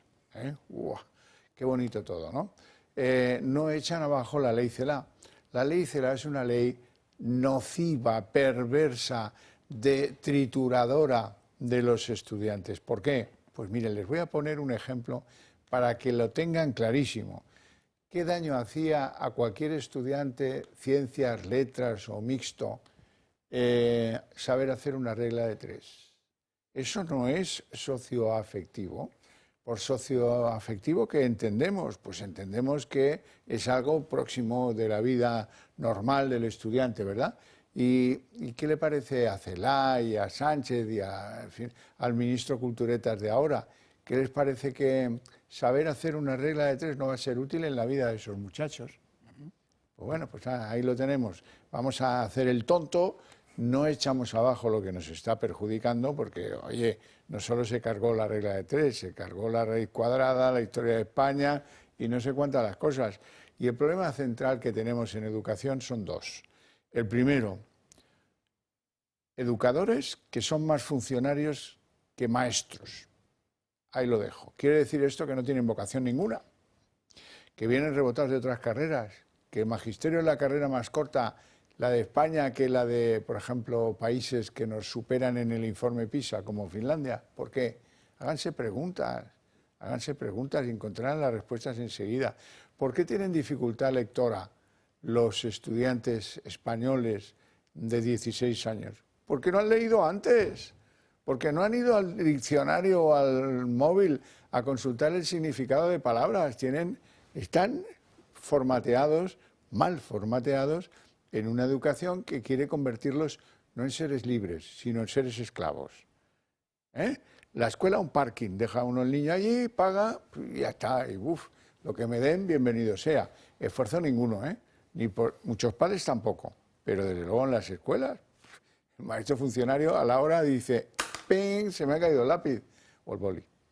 Bueno, yo sobre este tema te quiero decir que yo creo que el Gobierno de España llega totalmente tarde, es decir, que en la Comunidad de Madrid llevamos reforzando la comprensión lectora y las matemáticas años, por eso también vamos por encima y estamos sumando puntos en el informe PISA, estamos muy por encima de la media, y lo hacen con esta medida, también lo han hecho ahora que han anunciado... Tampoco vais los primeros, Bueno, pero estamos... avanzando y creo que llevamos años trabajando en este tema. Además, otro de los temas que han dicho recientemente es que van a prohibir los móviles en las aulas, en los colegios. En la Comunidad de Madrid llevan prohibidos 3 años. Es decir, que al final el Gobierno lo que está haciendo siempre es las medidas tarde y mal, cuando muchas veces ya no hay remedio en determinadas cuestiones, y yo creo que esa es una de ellas. Es decir, que, bueno, mejor tarde y mal, pero que desde luego las comunidades autónomas llevan muchísimo tiempo trabajando en ello. Y otra de las cuestiones fundamentales que tiene este Gobierno es que no habla con las comunidades autónomas, no dialoga con las comunidades autónomas, que al final nosotros somos los que aplicamos las competencias y tenemos las competencias en educación. Y también las tenemos, por ejemplo, en sanidad, que la semana o hace 2 semanas hablamos del tema de las mascarillas, que un día se levantó la ministra y dijo voy a imponer obligatoriamente las mascarillas sin hablar con técnicos, sin hablar con científicos, sin hablar con las comunidades autónomas. Así es como funciona el gobierno. Se levanta un día una idea feliz y la quieren implantar en toda España. Y yo creo que esa es una manera totalmente insostenible que no se puede seguir. Bueno, yo la verdad que valoro cualquier iniciativa de las administraciones autonómicas, pero la ley de educación es una ley nacional que es la que está destrozando la educación en España. ¿Por qué? Pues porque aparte de retirar materias y retirar conocimiento, pues elimina el mérito, elimina el esfuerzo y elimina la capacidad de abstracción como es la que te da la matemática. Y luego, ¿qué ocurre? Que es lo que pasa cuando todos estos estudiantes terminan en el colegio e incluso terminan en la universidad. Entonces, donde sus profesores les han valorado la matemática socioafectiva y las redacciones sobre el apocalipsis climático. Pero ¿qué ocurre? Que el mercado, o sea, las empresas no buscan, no demandan eso. Entonces, ¿qué pasa? Que ven que no pueden, que van derechos al desempleo, que sus capacidades no son las demandadas por las empresas y entonces acabas, ¿no? Digamos, un instrumento que es el que debe garantizar la igualdad de oportunidades, pues acaba eliminándolas para una mayoría y la minoría que sí puede, ¿no? Seguir por otra vía educativa, pues es la que sale beneficiada, ¿no? Bueno, y luego están las ocurrencias. Por ejemplo, Ernest Urtasun, llega al Ministerio de Cultura, que es como si a mí me toca pues el título de Miss Majadahonda, porque igual no sabría qué hacer. Y alguien dice, pues tira de los clásicos. Y el clásico que se le ha ocurrido a es atacar a la época colonial, demostrando ser un hispanófobo de tomo y lomo. Por cierto, que Ernest Urtasun, que viene de Cataluña, como desentierre a las familias negreras del siglo XVII y del siglo XVIII catalanas, va a tener más de un problema, sobre todo con Junts, y a lo mejor hasta con Esquerra. Que el gobierno de España, formado por el Partido Socialista y Sumar, quiera meter mano en todos los ámbitos no es ningún secreto. Lo está haciendo Yolanda Díaz con los salarios y las jornadas laborales y también su aprendiz, Ernest Urtasun. El ministro de Cultura ha anunciado que empezará a mirar con lupa las colecciones de los museos estatales. Uno de los retos que nos hemos propuesto, en línea con las recomendaciones internacionales, es establecer espacios de diálogo e intercambio que nos permitan superar un marco colonial o anclado en inercias de género o etnocéntricas. Desde Vox han asegurado que el ministro lo único que quiere hacer es potenciar la tan temida leyenda negra e incluso la hispanofobia. España nunca tuvo colonias. Eso es una parte de esa leyenda negra que usted, por lo visto, ha interiorizado. Y es que a ojos del ministro la visión del patrimonio, de la historia y del legado artístico en los museos no es la correcta, por lo que hay que revisarlo. Pero ¿cuáles son los museos estatales que hay en España? En total hay 16, entre los que destacan el Museo Nacional de Arte Romano en Badajoz, el Museo del Greco en Toledo o el Museo Casa de Cervantes en Valladolid. En Madrid, los museos más conocidos que dependen del Estado son el Museo América, el Arqueólogo, el Sorolla o el Museo del Traje. Pero esto no es todo, sino que el ministro también tiene más objetivos, la libertad de expresión. Y es que quiere adoptar una postura firme contra cualquier tipo de censura y garantizar, por supuesto, la libertad y la igualdad. Pero fue justo esa palabra, la de descolonizar, la que hizo saltar las alarmas. ¿Qué entiende el ministro de Cultura por eso? Urtasun apuesta por reordenar las colecciones con un discurso respetuoso con las colonias y devolver piezas que hay en España y, bajo su criterio, deberían estar en museos de otros países. Unas declaraciones que han provocado cierto nerviosismo en los museos estatales nacionales, ya que temen que piezas como la del Tesoro Quimbaya, reclamada desde hace años por Colombia, sean regaladas a ese país. Y es que hasta los museos parecen estar en peligro con este gobierno progresista. Bueno, y no solo eso, Urtasun viene dispuesto con toda la pólvora quemada, porque dice que él va a apoyar a la actriz Itziar Ituño, la que se fue al País Vasco a defender a los etarras y a pedir que sean excarcelados a pesar de haber cometido atentados, y eso le ha costado perder un contrato de publicidad con BMW. Y ha llegado Urtasun, ¿y qué va a hacer Urtasun? Mostrarle su respeto y solidaridad a la actriz. Sobre el caso de ICIAR, trasladarle todo el apoyo, lo quiero decir también al ministro de Cultura. Eran patrocinios privados, es verdad, no eran patrocinios públicos, pero creo que nadie debe ser penalizado por sus ideas. Y por lo tanto quiero también como ministro de Cultura hoy solidarizarme y mostrarle mi apoyo, porque creo que no es de recibo lo que está viviendo y por lo tanto le agradezco su pregunta porque me permite trasladar este apoyo públicamente. Bueno, esto se comenta solo, como decía antes, no tiene mayor problema. Eso sí, lo que yo tengo que hacer es agradecer a estos dos caballeros su presencia en el programa, sus opiniones todavía más y a ustedes su paciencia y su interés desde sus hogares, pero para ustedes tengo premio. A la vuelta de publicidad empezamos aquí el día en 30 minutos.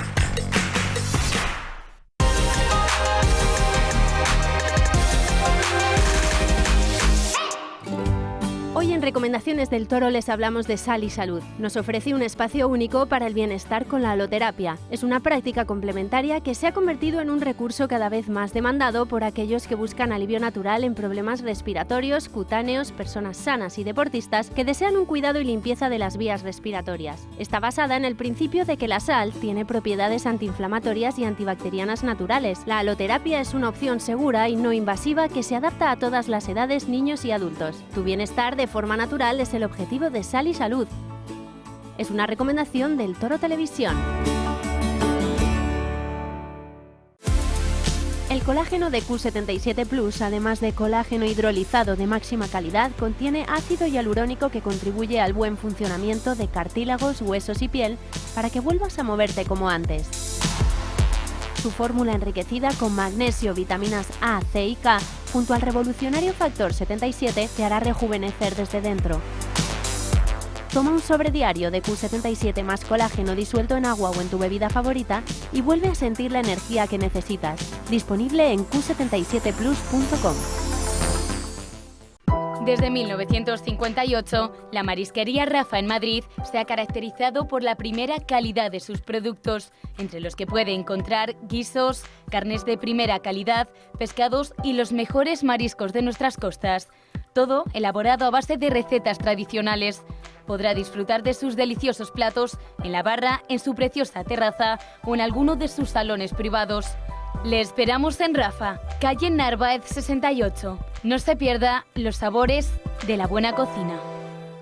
Está harto de que le hagan esperar al teléfono, de que no le expliquen las ventajas de la contratación en sus seguros. Ahora puede contar con Incos. Le damos un trato personalizado y le ofrecemos un ahorro en sus seguros. Así que no espere más y llame a Incos al 91 032 69 47.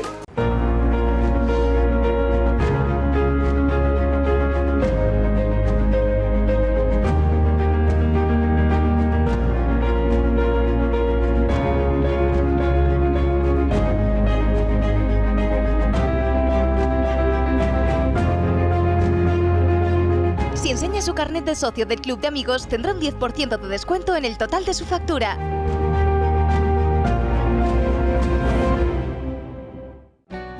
¿Quieres reducir el gasto de refrigeración y calefacción de tu comunidad?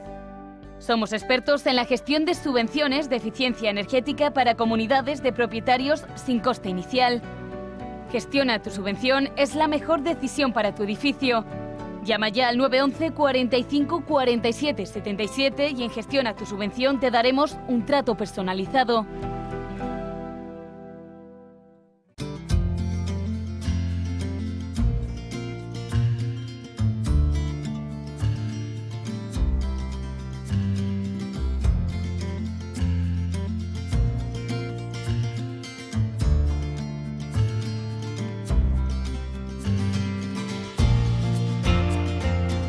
Si enseña su carnet de socio del Club de Amigos, tendrá un 10% de descuento en el total de su factura. La actualidad internacional demanda que les contemos las noticias de la forma más seria posible. ¿O no? Tropiezos, confrontaciones y también alguna que otra celebración en Estados Unidos y también a su alrededor. Todos los hechos que suceden fuera de España con una mirada un pelín canalla. Y también con seriedad. De vez en cuando.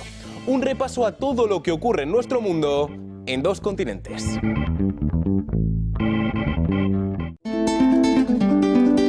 Ven al puerto de Mazarrón, al restaurante Con Cierto Sentido, en un entorno único a la orilla de la playa.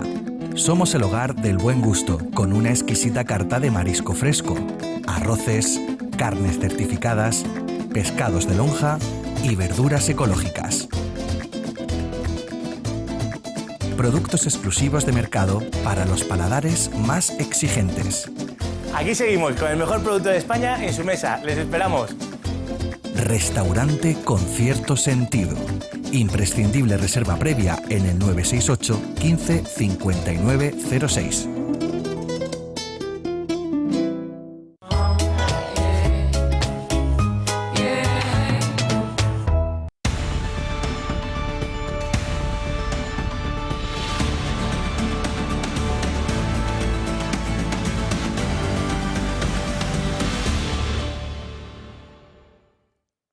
El día en 30 minutos. Bueno, el gobierno ha hecho lo imposible, se ha saltado o ha convertido algunas de las llamadas líneas rojas en verdaderas alfombras rojas para allanar el camino de Puigdemont a la política en Cataluña.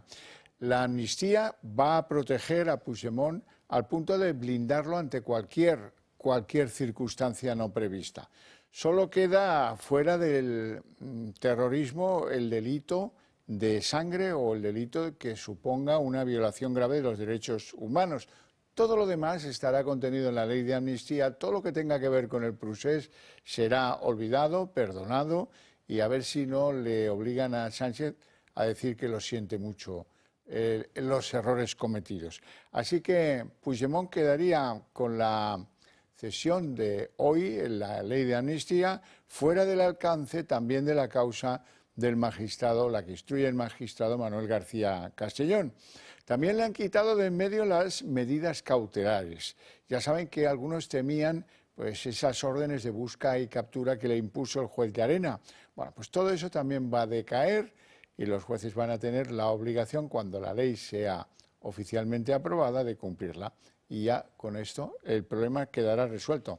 Las medidas cautelares se caerán de la mesa porque quieren todos los socios y yo creo que hasta incluso Pedro Sánchez, quieren que pueda volver a Cataluña Puigdemont en mayo o en junio, dentro de muy pocos meses, sin que haya roce alguno con la justicia. Lo peor de todo esto es que las enmiendas pactadas hoy por Junts y el PSOE hacen buena la versión de los hechos de los independentistas. 1, aquí no hubo violencia. 2, es un insulto que nos acusen al independentismo catalán de tener vinculaciones o de haber producido actos terroristas. Y si esto pasa, ya viene la tercera, si esto pasa es por la mala fe de determinados magistrados. Marina Álvarez. Xavier, tú lo has dicho, los cambios que han colado Esquerra y Junts en la amnistía blindan la vuelta de Carles Puigdemont y de Marta Rovira a España. La primera de las enmiendas afecta al artículo 2 de la norma y elimina la excepción de que un terrorista con sentencia firme no pueda ser amnistiado. Los únicos casos que con este nuevo redactado quedan fuera de la ley son las graves violaciones de derechos humanos, como por ejemplo las torturas o que el resultado de esa acción sea la muerte de una persona. Los grandes beneficiados, pues ya lo hemos dicho, van a ser Puigdemont y Marta Rovira, a los que el juez investiga por la causa de Tsunami Democratic, y también los CDR, aunque, ojo, todo va a depender del tipo que se aplique a cada uno. Esquerra y Junts también se han encargado de que una cuestión prejudicial ante Europa no paralice la vuelta de Puigdemont o de Marta Rovira a España y han blindado ese artículo 4.4 de la ley. Los independentistas advierten, están satisfechos con estas enmiendas, pero van a seguir pidiendo nuevos retoques a la ley hasta el próximo martes. Todo lo que tenga que ver con el proceso será amnistiado. Así lo ha decidido el presidente Sánchez, que acaba de aceptar una de las enmiendas cruciales del grupo independentista de Junts. Los de Puigdemont i Esquerra aplauden el giro del PSOE. Estic convençuda que es tancarà alguna transaccional, que aquesta llei millorarà, però el que no podem fer nosaltres, el legislatiu, és estar sotmesos i submisos al poder judicial. Ens queda fins al 30 i avui esperem que aquesta llei es pugui reforçar una mica més i, per tant, que es pugui garantir aquesta separació de poders, que avui és complicada aquí. Seguiremos trabajando para que sea una ley más de máximos. Mientras en el Ejecutivo ignoran ahora que cualquier modificación sobre terrorismo era una línea roja. Dijimos que el terrorismo se quedaba fuera de la ley de amnistía y fuera se queda cuando supone violaciones graves de derechos humanos. Ya no tendrá que ver con las sentencias firmes. Ahora, los parámetros que se utilizan no es si existe o no sentencia firme, sino es si se adecúa a la directiva europea, si se adecúa al convenio europeo. Como es obvio, como no puede ser de otra manera, pues son los jueces y magistrados de nuestro país quienes aplicarán la ley de amnistía. Con esta enmienda, el Partido Socialista lo que consigue es precisamente blindar aún más a los CDR y a los miembros de Tsunami Democratic. En el texto pactado con el que los socialistas aceptan la enmienda transaccional de Junts, se añade que la amnistía ampara a todos los implicados en el proceso, siempre y cuando no se hayan causado violaciones graves de derechos humanos. Pero también añade el alzamiento de las medidas cautelares y de las órdenes nacionales, europeas e internacionales de detención, algo que beneficiaría de lleno al fugado Carles Puigdemont. El Partido Popular y Vox han estallado contra las enmiendas, acusando la situación de dramática. Un gobierno que ampara terroristas y que al mismo tiempo ataca a los jueces no tiene cabida en una democracia moderna como la nuestra. Es evidente que el Partido Socialista ha perdido la poca dignidad que le quedaba. Que se van a amnistiar delitos de terrorismo. La Kale Borroka. Aunque recuerdan los de Abascal a Feijóo que aún está sobre la mesa la querella contra el Partido Popular en el Senado si no inadmiten la ley de amnistía. Hace tan solo 5 días, Óscar Puente, el ministro de Transportes, afirmaba en un desayuno informativo que, el delito de terrorismo no puede estar como uno de los delitos amnistiables. Bueno, y algunos le creímos, porque hablaba de líneas rojas, que por supuesto no vamos a atravesar nunca. Algunos incluso pensaban que, esto es lo que tiene que decir un ministro de Transportes, porque el Ministerio de Transportes es responsable de algunas de las infraestructuras que fueron atacadas sucesivamente por los CDR en un momento reciente de la historia catalana y luego por Tsunami Democratic. Pero qué va. Al final de todo lo dicho por Óscar Puente no ha quedado nada. Y es claro, a este respecto, el delito de terrorismo no puede estar presente como un delito amnistiable en la ley de amnistía. Esa es al menos nuestra voluntad y es una línea roja. Y desde Bruselas, Puigdemont no ha ocultado hoy su satisfacción con los cambios en la amnistía, que cree van a contar con el visto bueno de las instituciones europeas. Hoy, precisamente, en la Eurocámara, los diputados de PP, Vox y Ciudadanos han apoyado 8 distintas quejas contra la amnistía presentadas por ciudadanos y distintas asociaciones. El Parlamento, ojo adelantado, que va a pedir información al Gobierno y a la Comisión Europea sobre la amnistía. Está por ver si envía una misión a España para conocer de cerca la norma, como ha exigido el Partido Popular. Lo han vuelto a hacer. Sánchez se arrodilla de nuevo ante Junts y blinda una posible imputación de Puigdemont que le deje fuera de la amnistía por la famosa causa de su implicación en Tsunami Democratic como delito por terrorismo. Sánchez consigue un nuevo récord en esto de saltar líneas rojas y también en genuflexia.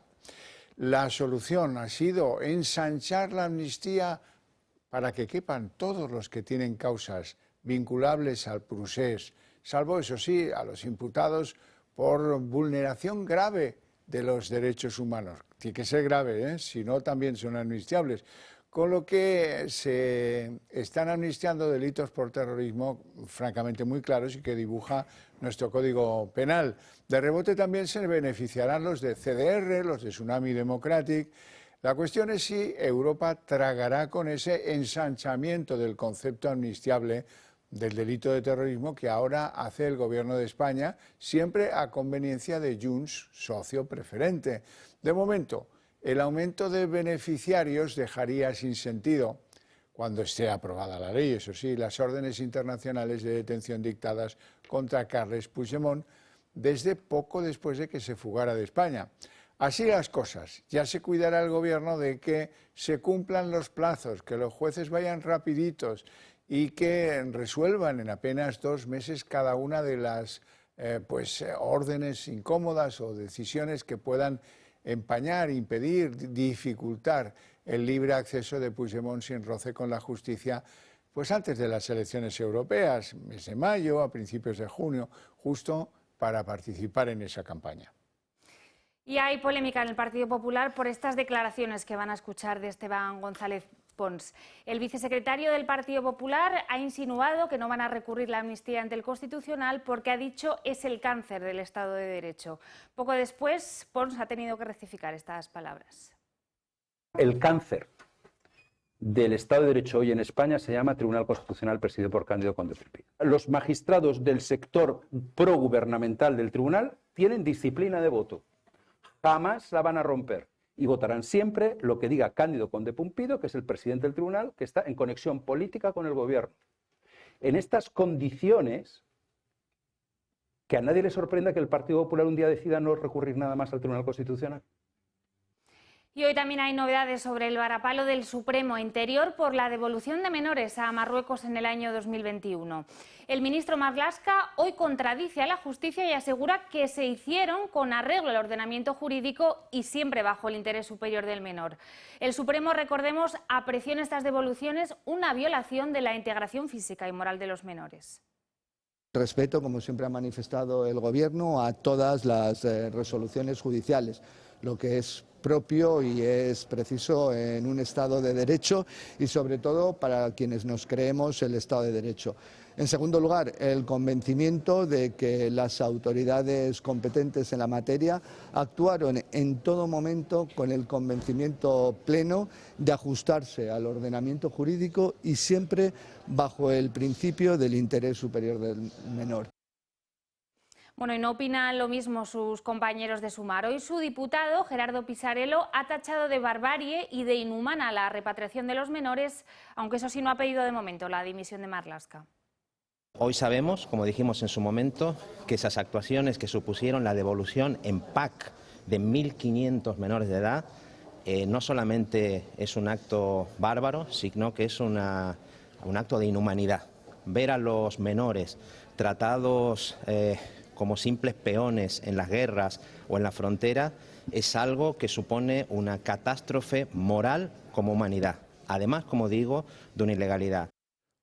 Parece que Pedro Sánchez tiene un plan B por si acaso se tuerce la legislatura. Imaginen que pues se encalla la ley de amnistía. Ya no se nos ocurre pensar dónde o por qué, pero podría ocurrir.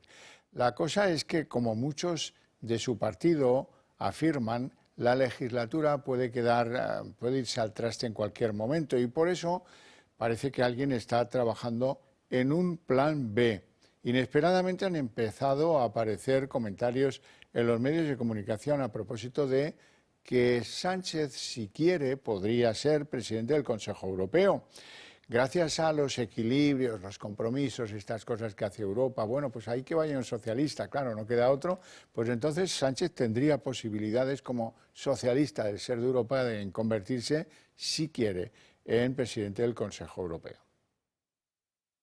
La salida de Charles Michel del Consejo Europeo se aproxima. Será el próximo mes de junio cuando abandone el cargo y ya hay algunos en Bruselas que apuntan al presidente Sánchez como sucesor. Pero podría el socialista, que no ha cumplido ni un año de su primera legislatura con Sumar, cumplir con este papel. Coincidiendo con el arranque de la campaña de las generales, Sánchez dio por iniciada también a una agenda en paralelo para explotar su perfil más internacional. Visitas con Joe Biden a Washington, reuniones al más alto nivel en Hispanoamérica, su asistencia a varias cumbres de la OTAN e incluso la asunción de la presidencia rotatoria del Consejo de la Unión Europea. Todas estas han sido solo algunas de las citas que le han hecho sumar apoyos para una candidatura para el Consejo. Son muchos los que apuntan a que debiera este ser el turno de un socialista y además del término sur de Europa, aunque haya otro sector que se abone más a la idea de una mujer. Sánchez lleva años labrándose apoyos en este sentido, más aún cuando en España las encuestas en unas generales le daban por amortizado. El caso es que la ausencia de un relevo dentro de su propio partido, el PSOE, puede enturbiar todas estas aspiraciones. Aunque la falta de confianza en que el socialista agote su legislatura con Sumar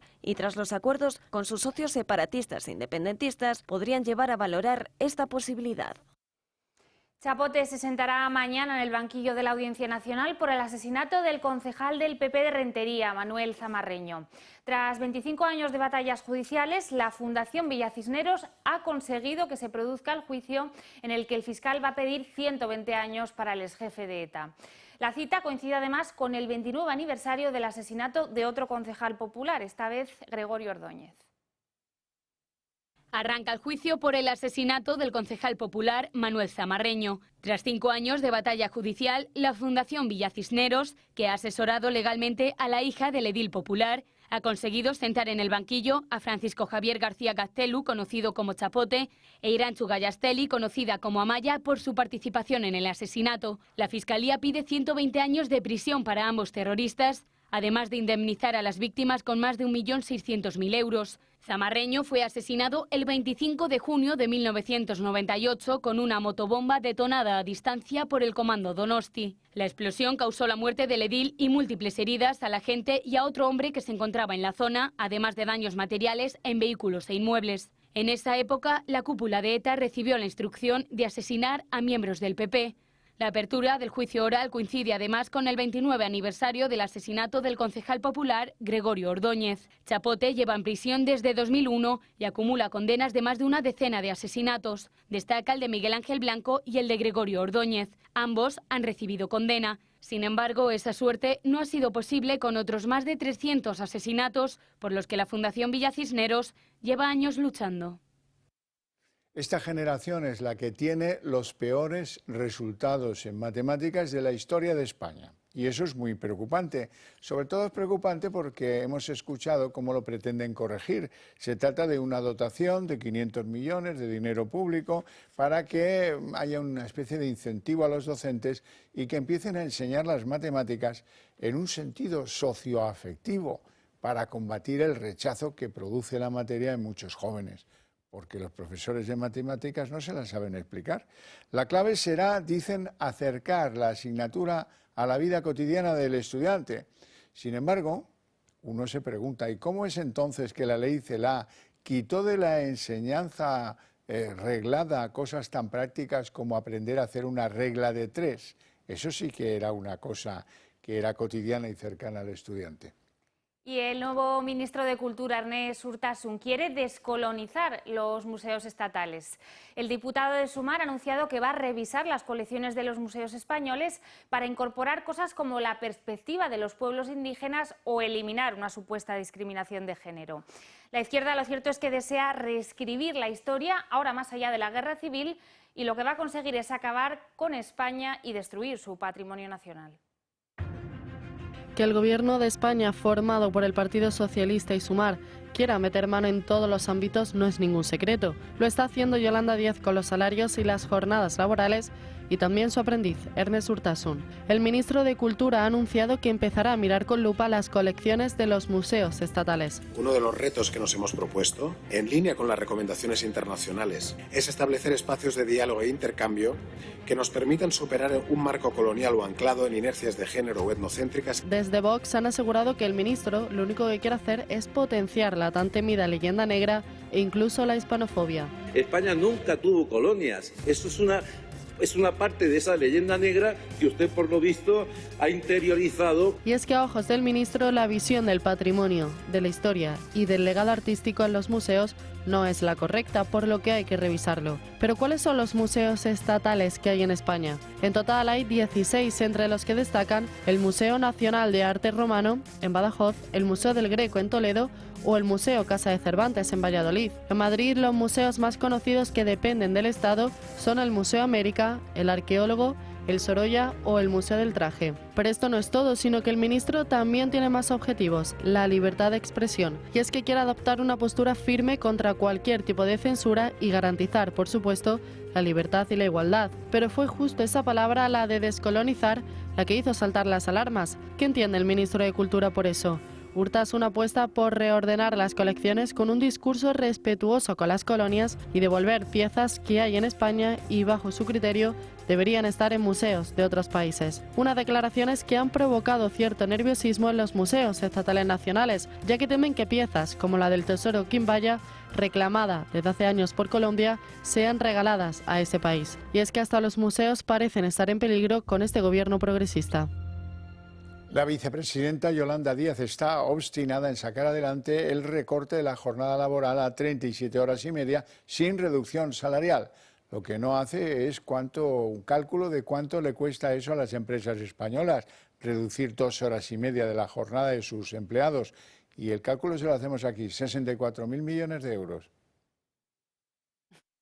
Yolanda Díaz está compareciendo con frecuencia en las últimas semanas. Subida del salario mínimo, guerra con los empresarios por los sueldos. Además, ha comparecido en la Comisión de Trabajo, Economía Social, Inclusión y Migraciones para abordar las diferentes medidas que desde su ministerio quieren establecer. Una de las políticas estrella es la reducción de la jornada laboral, que según la ministra es una de las medidas más apoyadas por la ciudadanía. Les anticipo que vamos a sacar adelante una reducción de la jornada, 37 horas y media a la semana, y esto sí, sin reducción salarial. Permítanme también hablar de algo fundamental en la reducción de la jornada, y esto es ciencia, no es ideología.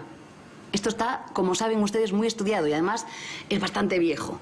Reducir la jornada laboral va a servir también para mejorar la productividad en nuestro país. El presidente de la Confederación Española de Organizaciones Empresariales ha hecho un comentario al respecto, negando que haya un diálogo. Pero vamos a ver, ¿pero cómo podéis llamar diálogo social cuando ya está decidido?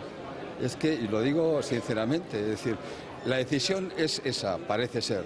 Porque parece que un hito político marca esa decisión. Pero lo vamos a hacer en el diálogo social.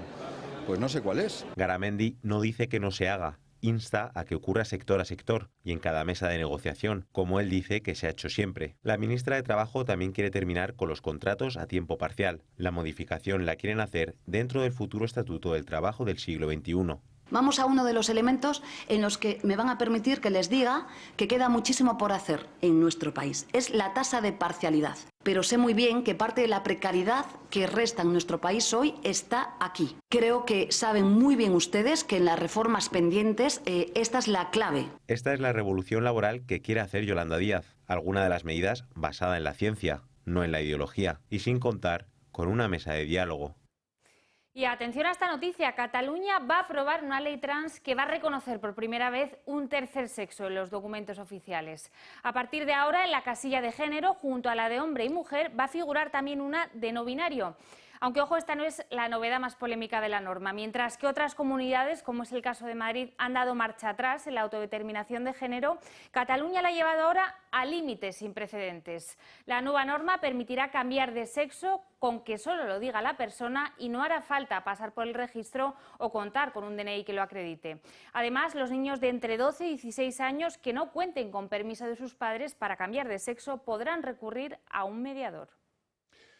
En la página internacional, el ejército de Israel ha confirmado la muerte de 24 soldados judíos ayer en el centro de Gaza después de que un grupo de milicianos del grupo terrorista Hamas les atacase con un misil antitanque RPG. Se trata del ataque más mortífero contra las fuerzas israelíes desde que comenzó la guerra en la franja.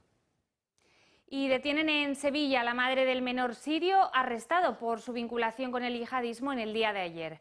Fuentes del caso desmienten que fuera ella la que puso en aviso a la policía. El joven, que pretendía atentar este lunes en su instituto, ha sido trasladado hoy a Madrid ante la Fiscalía de Menores de la Audiencia Nacional. Y la Fórmula 1 vuelve oficialmente a Madrid después de 4 décadas de 0-0-0. La capital acogerá el Gran Premio de España a partir de 2026 y hasta 2035. Y esto deja en el aire que acabe pasando con el Gran Premio en Montmeló, en Cataluña. Bueno, la cuestión es que esto va a tener un gran impacto económico de unos 4.500 millones en todo el periodo que, en fin, que está firmando Madrid en estos días, con un retorno de unos 500 millones para la capital cada año, y va a crear unos 8.200 empleos y va a ser, lógicamente, un nuevo foco de atracción y de protección turística para la región. Y este mes ha nacido en España el segundo bebé gestado en un útero trasplantado. Su nombre es Manuel y su nacimiento ha sido posible gracias a que su abuela le donó su útero a su madre. Se trata de una cirugía muy compleja, pero los tres se encuentran en buen estado. Este milagro ha sido posible gracias a los profesionales del Hospital Clínic de Barcelona, que ya trajeron al mundo a otro niño con este mismo método el pasado mes de marzo.